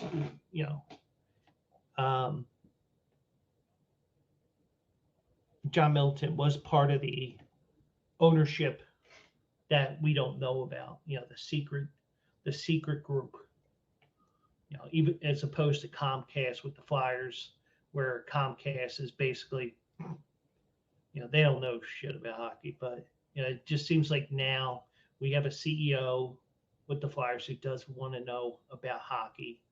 And you do also have a bunch of, you have Danny Briere and Keith Jones there. And, Keith Jones, even though I criticize the Flyers for getting the best Flyer available for the job, Keith Jones has been watching hockey all across the league for the last 20 years. And, you may say, oh, you bring in a guy for the media. Yeah, but that's a topic for another time. But, and what do you do with Taijuan Walker? And Rob Thompson, from what I saw, he did say, he played it off. But who knows? Maybe you trade him. It's like, oh, you wanna do that stuff on Twitter and whatever. You're going to Kansas City. Goodbye. Or you're going to Oakland. Goodbye. Even though if you go to Oakland, you may be lucky enough that you get to play in Vegas. But that's something we'll see later on. So, and I'm purposely trying to keep this up here because I want Penguin AZ to see that I paid this off. So when I watch his show tomorrow night with Duncan Dad and Play Action Real, he won't only need Rock and Reese I won't need Rock and Reese just to verify that I wore this shirt tonight on the show. Not only did I do that, I paid my bet off. And kind of like the bet I had with Kyle King. I was watching his stream on Twitch, and once again, I can imagine Joe Manueli saying, "Why are you promoting Twitch?" Because I promote good people. And I'll promote a podcast. I mean, I'm going to promote people on No Filter here that aren't even part of the Bleacher Brothers. Like, for example, Gerald Contreras. I guarantee you he's going to have a Breeders' Cup stream or two. And if I'm here on that Saturday, because I may be going out, I don't know. I may be visiting my dad. Who knows what I'm doing? But whatever I'm doing, if he's doing a stream, I'll knock with him. I know I watched his stream a couple of months ago when he was doing one of the preps for the Kentucky Derby, and I tried to knock, but my computer started acting up. But I can give my thoughts on certain races, and I've got a lot of homework to do this weekend with 14 races, 205 horses. Probably going to type some things up here and there, and Tampa Bay may be getting that backdoor cover as I picked Tampa Bay in the points. Even though I said, give me Tampa Bay and the money line. But we're going by points here with the picks this week. And Tampa Bay may get me a backdoor cover with the guys, our guys from Bleacher Brothers. So it's 24-16, and they're going to go for 2 here because the analytics say go for 2 here. If you get it, it's 24-18. You get the ball back, you get another touchdown, you win the game. But if you go for 2 and you don't get it, you're still down 8. You can still go for 2 again and go for the tie. Me personally, especially now with the extra point being a 32-33 yard kick, and they get the 2-point conversion on a tip. The touchdown goes off of the defender's helmet. It just skimmed the helmet, but you can see it there. Here, the 2-point conversion gets tipped and caught, so it's 24-18 now. And it looks like I'm going to have a cover here with the Bleacher Brothers from last night's show. So since we are talking picks, why don't I give my picks for the weekend? And if you watch the show or you listen to the show, I hope you played my wagers or my picks, because I did not. Reason why I didn't is because money. Just playing it safe, because the one thing I tell you guys is always bet within your means. Never go crazy. And just remember, like, for example, this is all in good fun, but I'm going to tell you, bet within your means, without just saying, just call 1-800-GAMBLER if you have a game, blah, blah, blah, blah. I'm not doing that. I turn it personal. I make it personal, as Dion would say to his team. I make it personal to you guys and just let you know, hey guys, if you got that disposable money right now, and it's pretty hard right now with inflation and rising prices and everything else, and I got disposable money planned for the Breeders' Cup. you know, turned out, this month turned out better than I thought it would. And I got a, um, got a Sunday check just in time for the Breeders' Cup. I mean, I work Sunday this week, so I know I'll see that next Friday. But actually, you know what? Before we do that, I see that there's one important piece that I want to talk about here, and that's the Eagles. And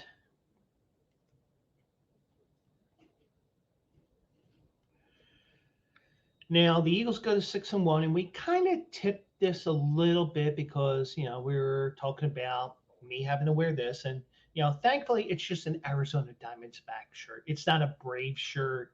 It's not. Well, I know you're also an Eagles fan, but even though it's Phillies and Diamondbacks, I'm going to make you wear a Dallas Cowboy shirt. I would say no bueno.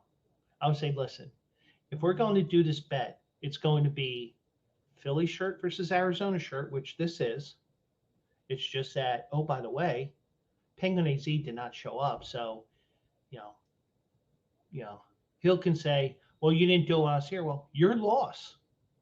I pay up right away, kind of like what I did with Kyle King. I watched his show and I was mentioning him.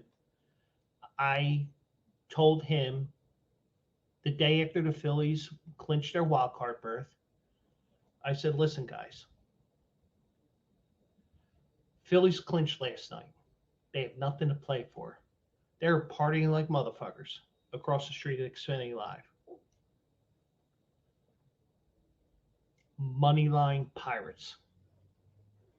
And it looked good for a while. Pirates were up 6-0. And the Philly Scrubs came back and won it 7-6. And I told Kyle, because I didn't think he was actually going to take the bet because he was more talking football, but he had an open-ended question. What's your lock for tonight? I said, give me Pirates over the Phillies.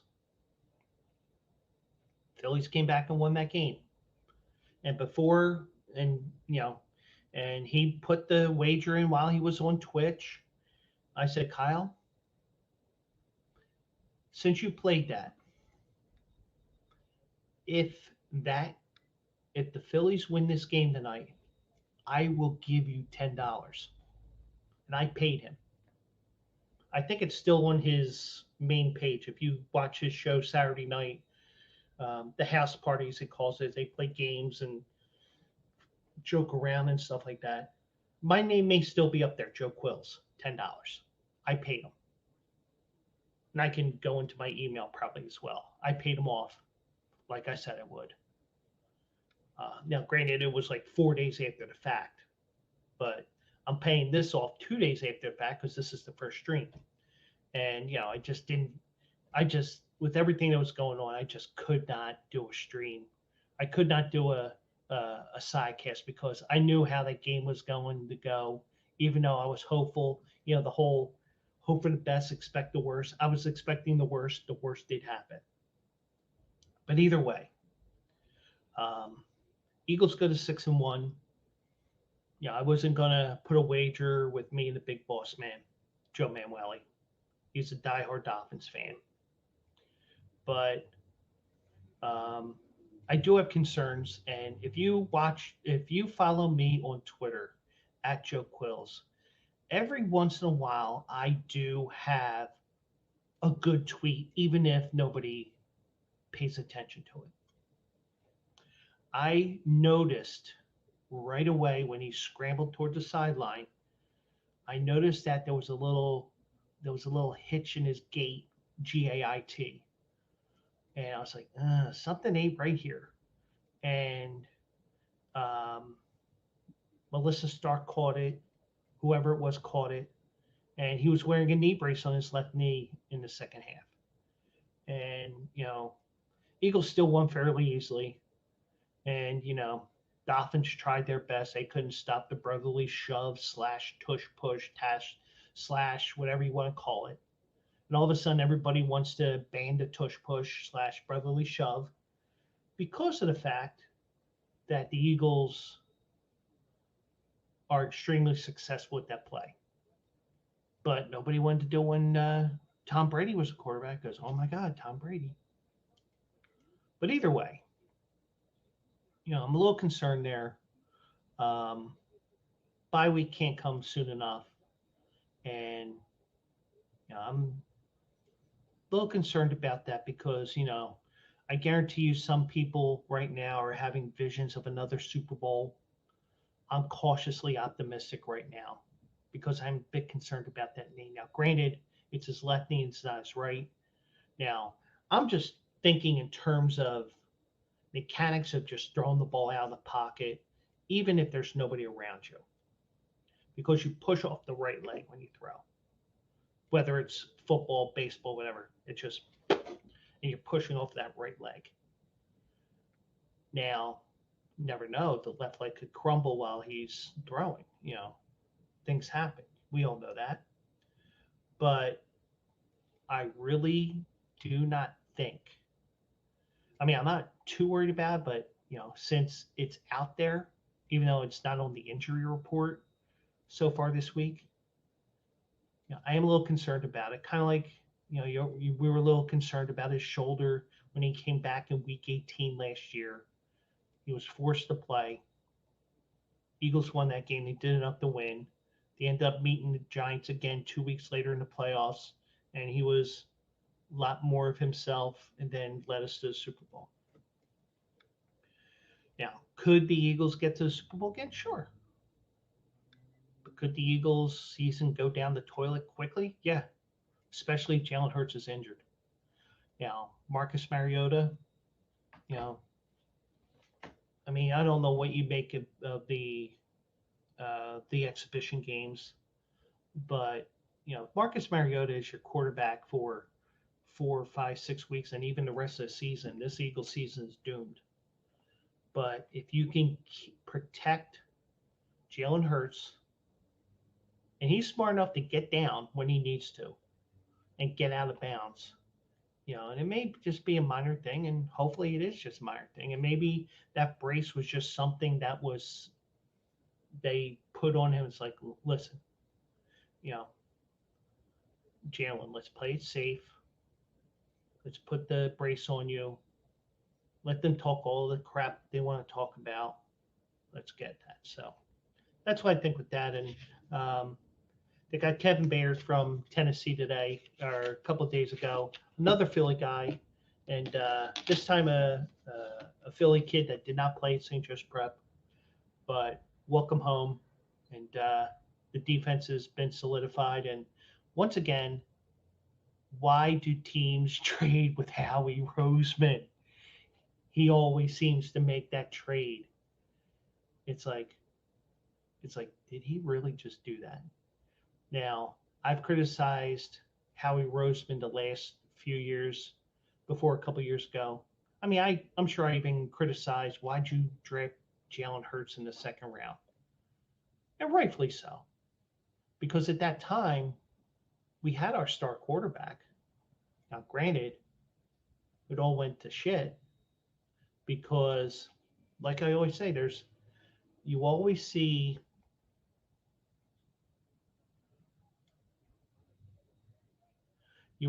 two things with a team, with a guy who has a new quarterback coming in. It was either I'm defending for my job, or I'll show how mentally weak I am. Carson Wentz showed how mentally weak he is, and he can't even get a job in the NFL right now. Probably going to have to play in the XFL, USFL, whatever they're going to call it next year. But, I mean, it even surprised Jalen Hurts, I believe. And you know what? Probably the best thing to happen, and we'll see what Jalen Hurts can do this year, because all he does is win. All he does is win, win, win, no matter what. You get the idea. But let's get to the picks before I start going extra goofy on you guys here. So, like I said, 6-2 last week. And once again, if you're listening after the fact, I'm now using DraftKings for the lines. And the reason why I do that is because with the fact that I'm on no filter now,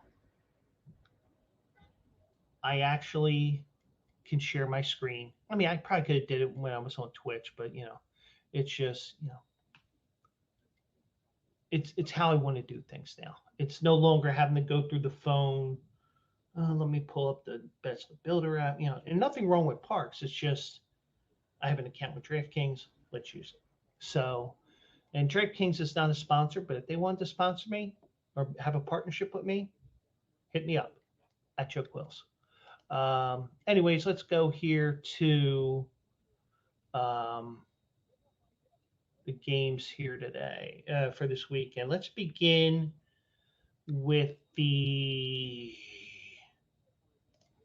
first game here, and I'm going Army over UMass. UMass, more like UAss, because they are horrible. Army, they're also going to be in the AAC next year. They're going to be taking the place of SMU. That's not the reason why I'm taking Army. UMass is horrible. And Army, they're a 9.5-point favorite. I wrote 10 down this afternoon just so I can get a starting point here. I'll take Army. I think Army and Mass has played a couple times, but I think Army wins this rather easily. 9.5, no problem. Army wins this. Going away. So Army, give the 9.5 at -110. Next, do want to check one thing here. So let's go here.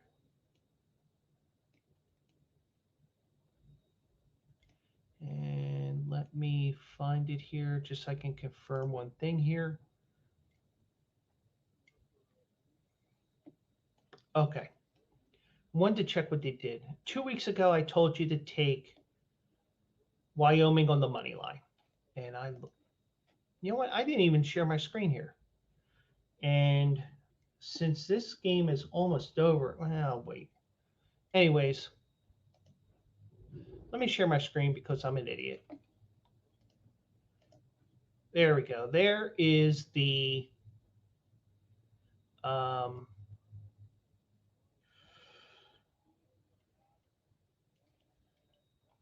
there's my pick, Army over UMass. It's at -9.5. And if it changes between now and when I clear my college picks, that's going to be my line.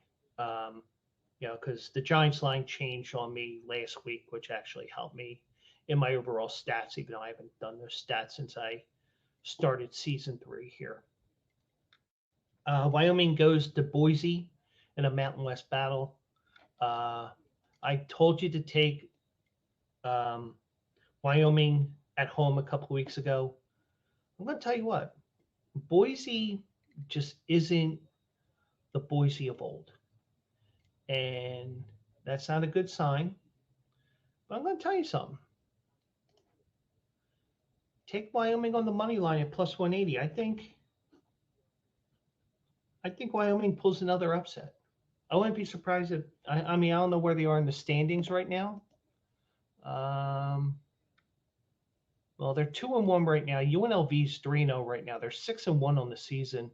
UNLV is having a bounce back year. Don't be surprised if Wyoming jumps UNLV and gets into the title game, because the thing is now with all these leagues now, they got rid of divisional matchups, the divisional setup. It's just let's just have the top 2 teams, because that's what we did with the Big 12 a couple years ago. I like the divisional matchups, even though the Big 10 proves why you don't do it, because it's always Ohio State versus the Western Lamb. They go to slaughter against Ohio State or Michigan. But in this case, I'm taking Wyoming as an upset here, +180. I think Wyoming is a sneaky team to win the Mountain West. I don't know what the future is on that. Since it's middle of year, I'm not even going to worry about futures. But I wouldn't be if Wyoming is the team that upsets the apple cart and wins the whole conference this year. But in terms of this game, I'm going to go with the upset at +180.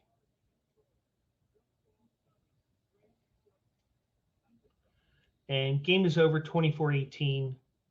Buffalo over the Tampa Bay Bucks. And I did say take Tampa Bay. And I was right.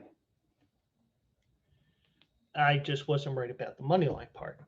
Anyways, next game. Going to go with James Madison here.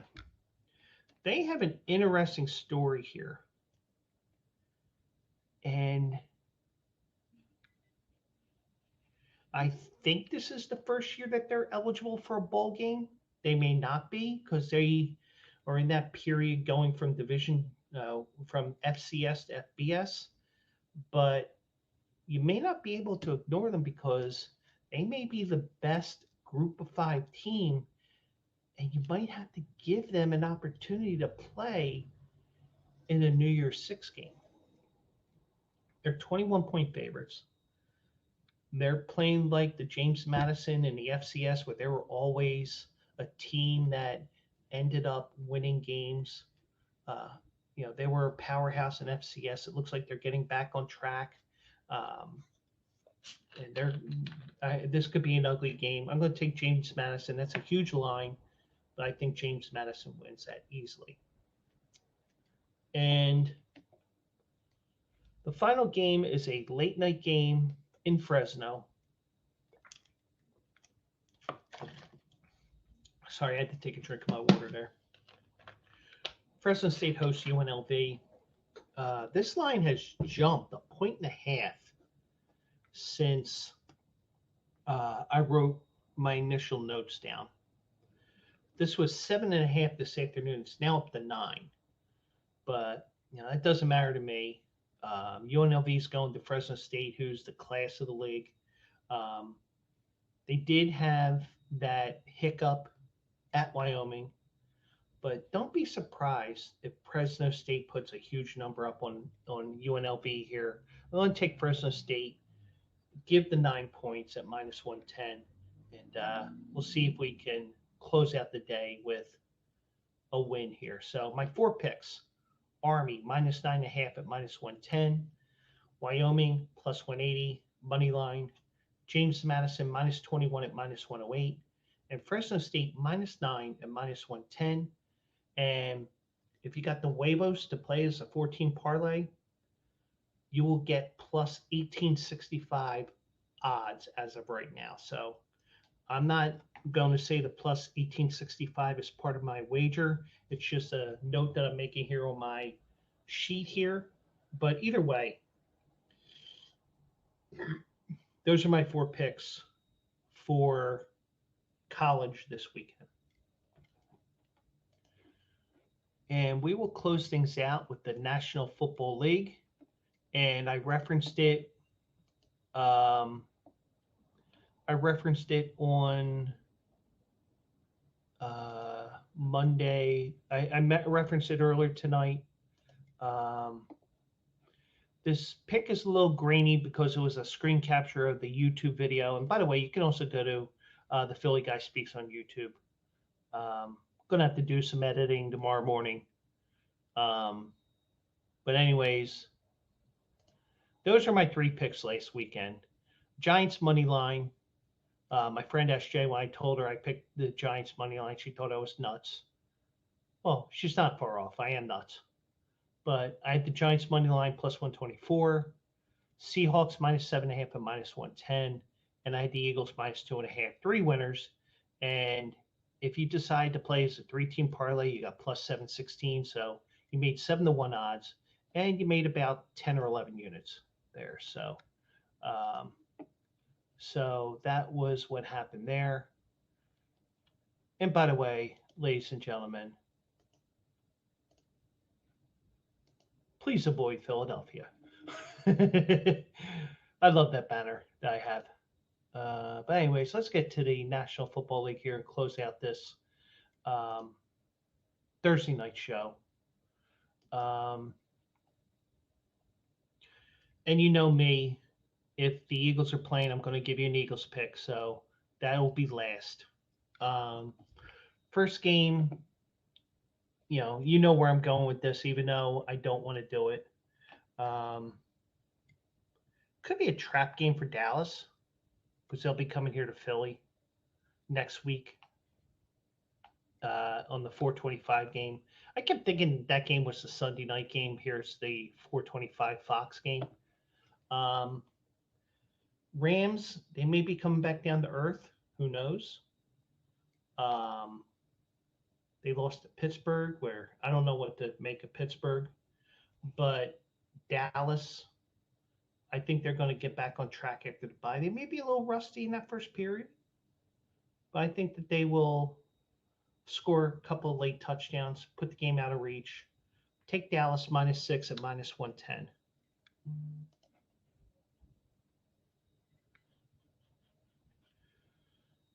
Next game, let's go here to Packers and Vikings. And this was one of my upsets. I think Minnesota, they got the big win over San Francisco on Monday night. They're due for a letdown. Packers really haven't impressed me too much this year. They lost to Denver. And, those games do happen from time to time. But I think Green Bay is going to bounce back. They're going to win here. Like I said here, why go and bet a line 1.5 at -110 if you like a side on this, especially if you like the Packers? Why go here and have an infinitesimal odds of hitting the point spread but not winning the game, when the probability is Green Bay is going to win the game outright with a 1.5 point line here?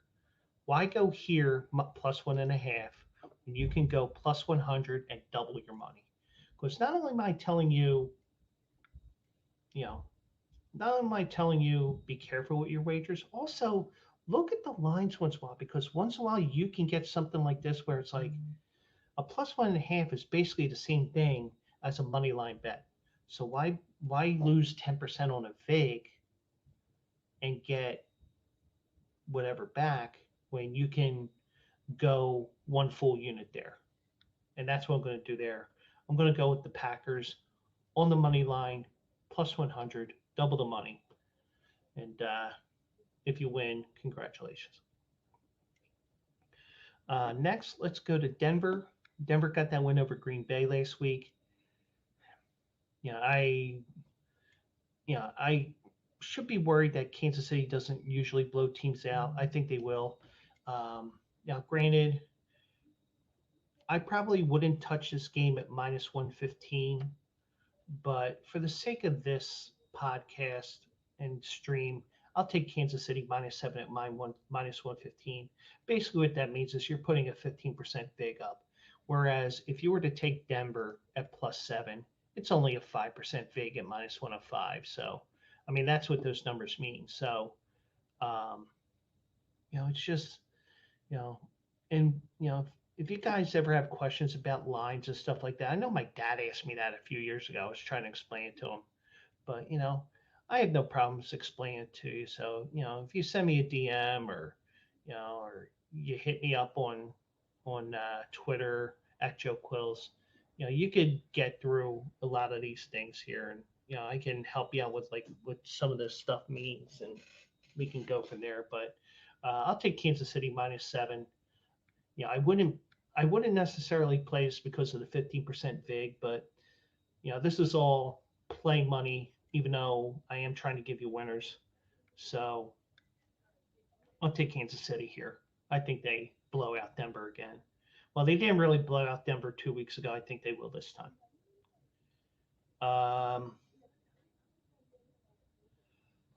Then I gave this out as my lock.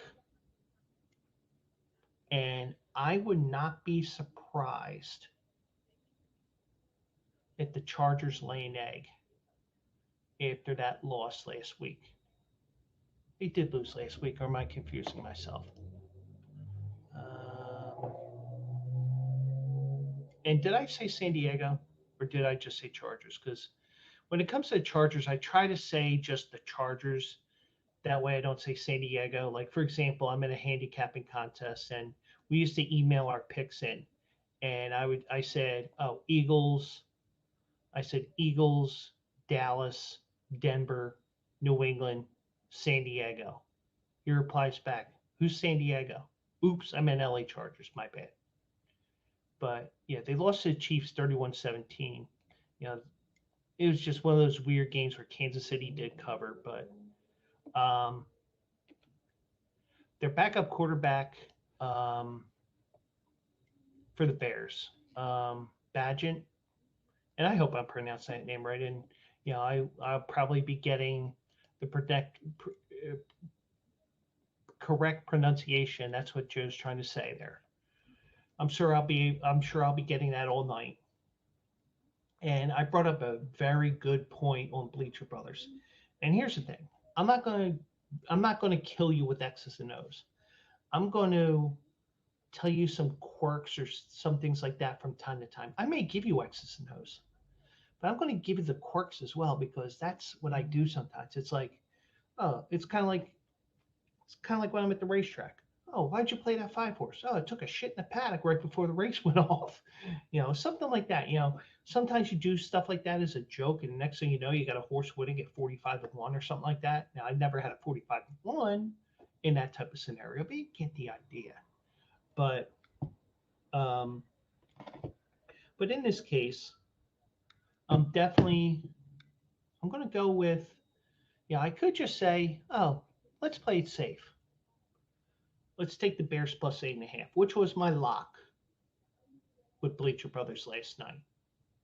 Wednesday night, I should say, because you're going to be listening to this on Friday. I'm not going 8.5. I'm swinging for the fences here. Because of the fact that Badgett only has one NFL game of film, the Chargers don't know all his intricacies, hot routes versus check downs and stuff like that. I think that they enjoyed playing with him. He brings a different dimension. It's no longer running around like Justin Fields does. You know what? I feel an upset here. And this is one of those games that you just shake your head at the end of the night where if that's the case, I'll be cashing it plus 310. And that is my upset pick of the week and also my lock of the week. I don't usually give out locks in here because, over the last couple of years, I've gotten away from the locks because I'm no longer blogging, but I still do this thing. But if I had a lock like I did with Bleacher Brothers last night, this is my lock in terms of point spread, but I'm not going point spread. I'm going money line here. Give me the Bears at plus 310. I think an upset is going to brew on that. Like I said, I will get to the Eagles game because I always pick the Eagles game. Lions and Raiders. You're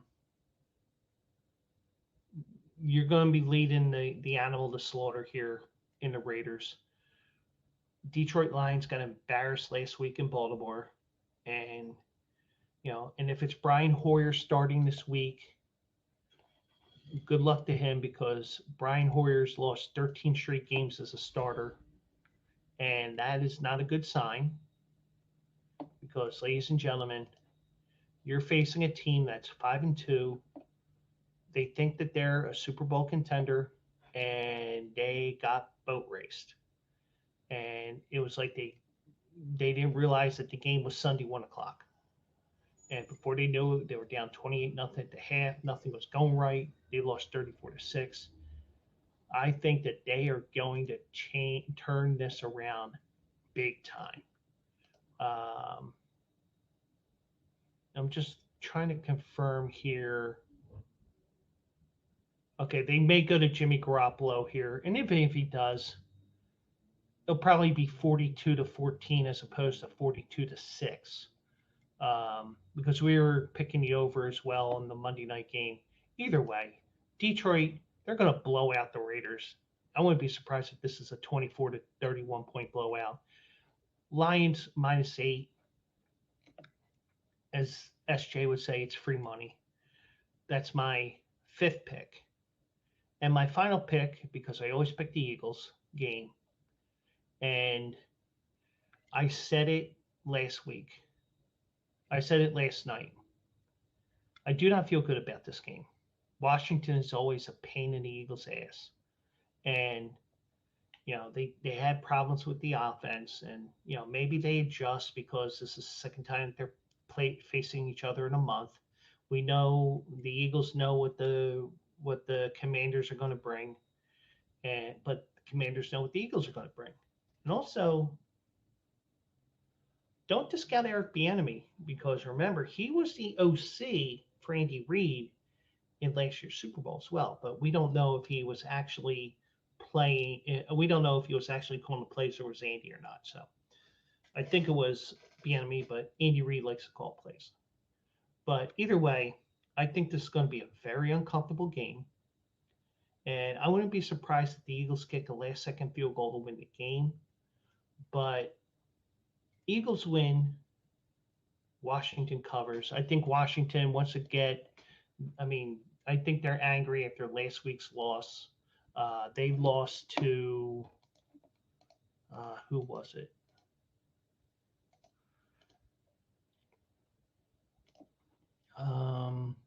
Washington got him. Well, they lost 14-7 to the Giants.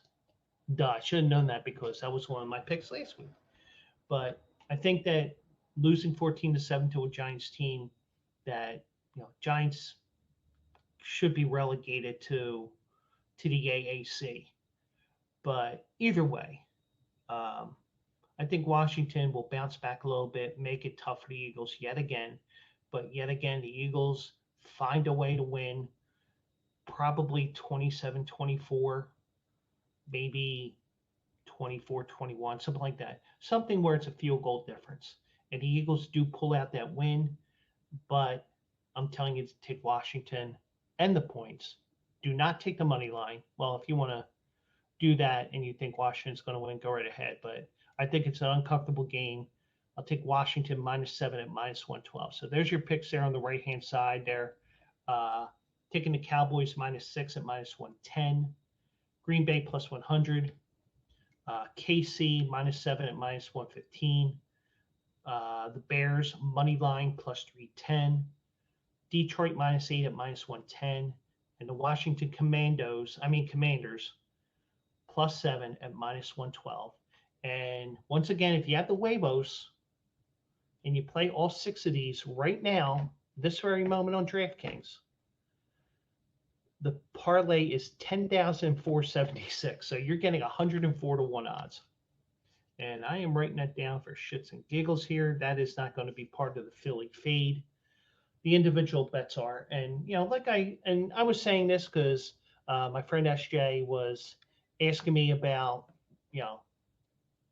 what do I do in bets? Do I swing for fences? Every once in a while I swing for the fences. But I also said, hey, I'm a singles hitter too. I will gladly take a couple of single wins because, for example, I had a parlay in college basketball back in March.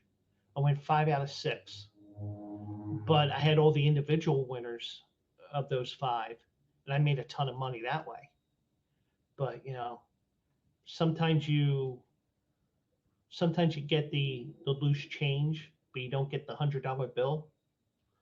Well, if you want to go for the riches, go right ahead.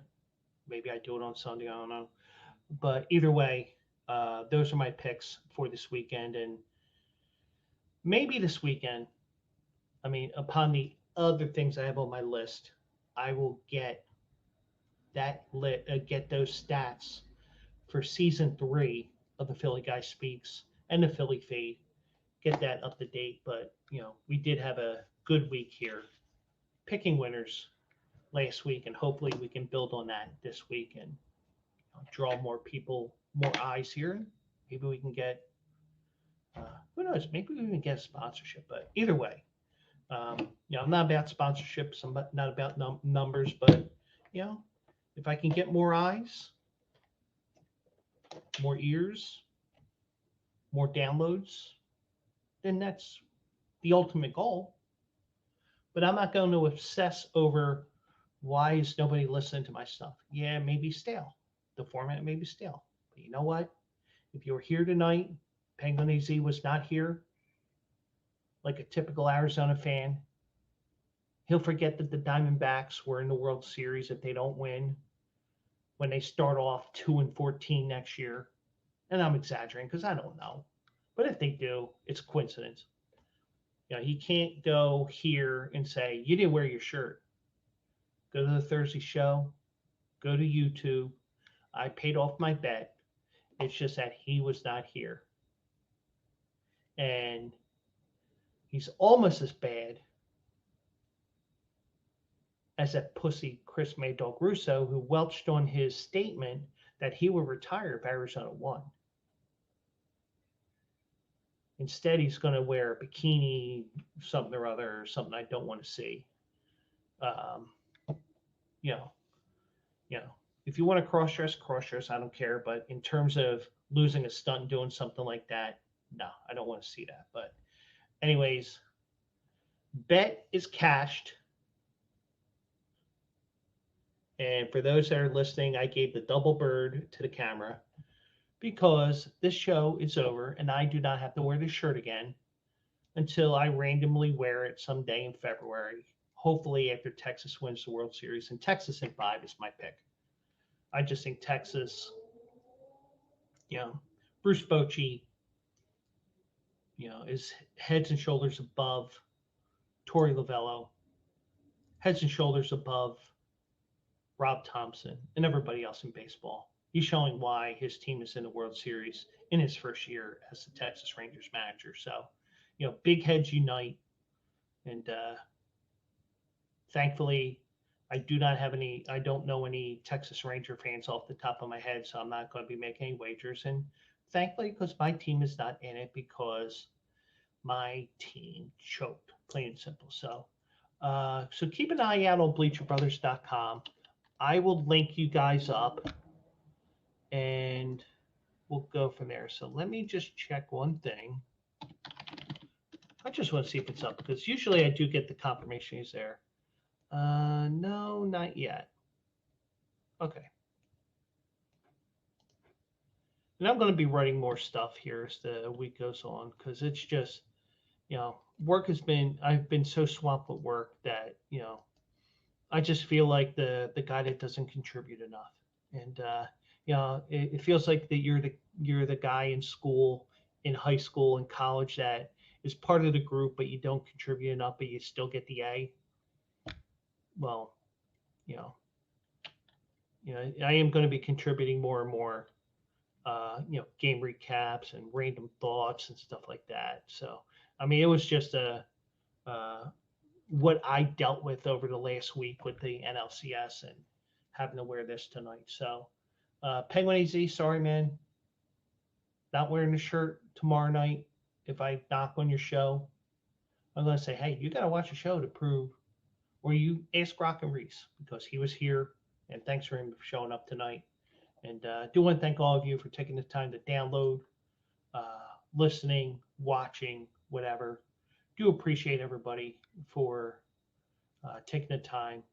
Follow me on Twitter at Joe Quills. Follow Bleacher Brothers at Bleacher Brother on Twitter. And also check out the show. Check out everything at BleacherBrothers.com. Tony Bruno will be on at 7 tomorrow. Rock and Reese will be on at 5. The last call at 9:15-ish.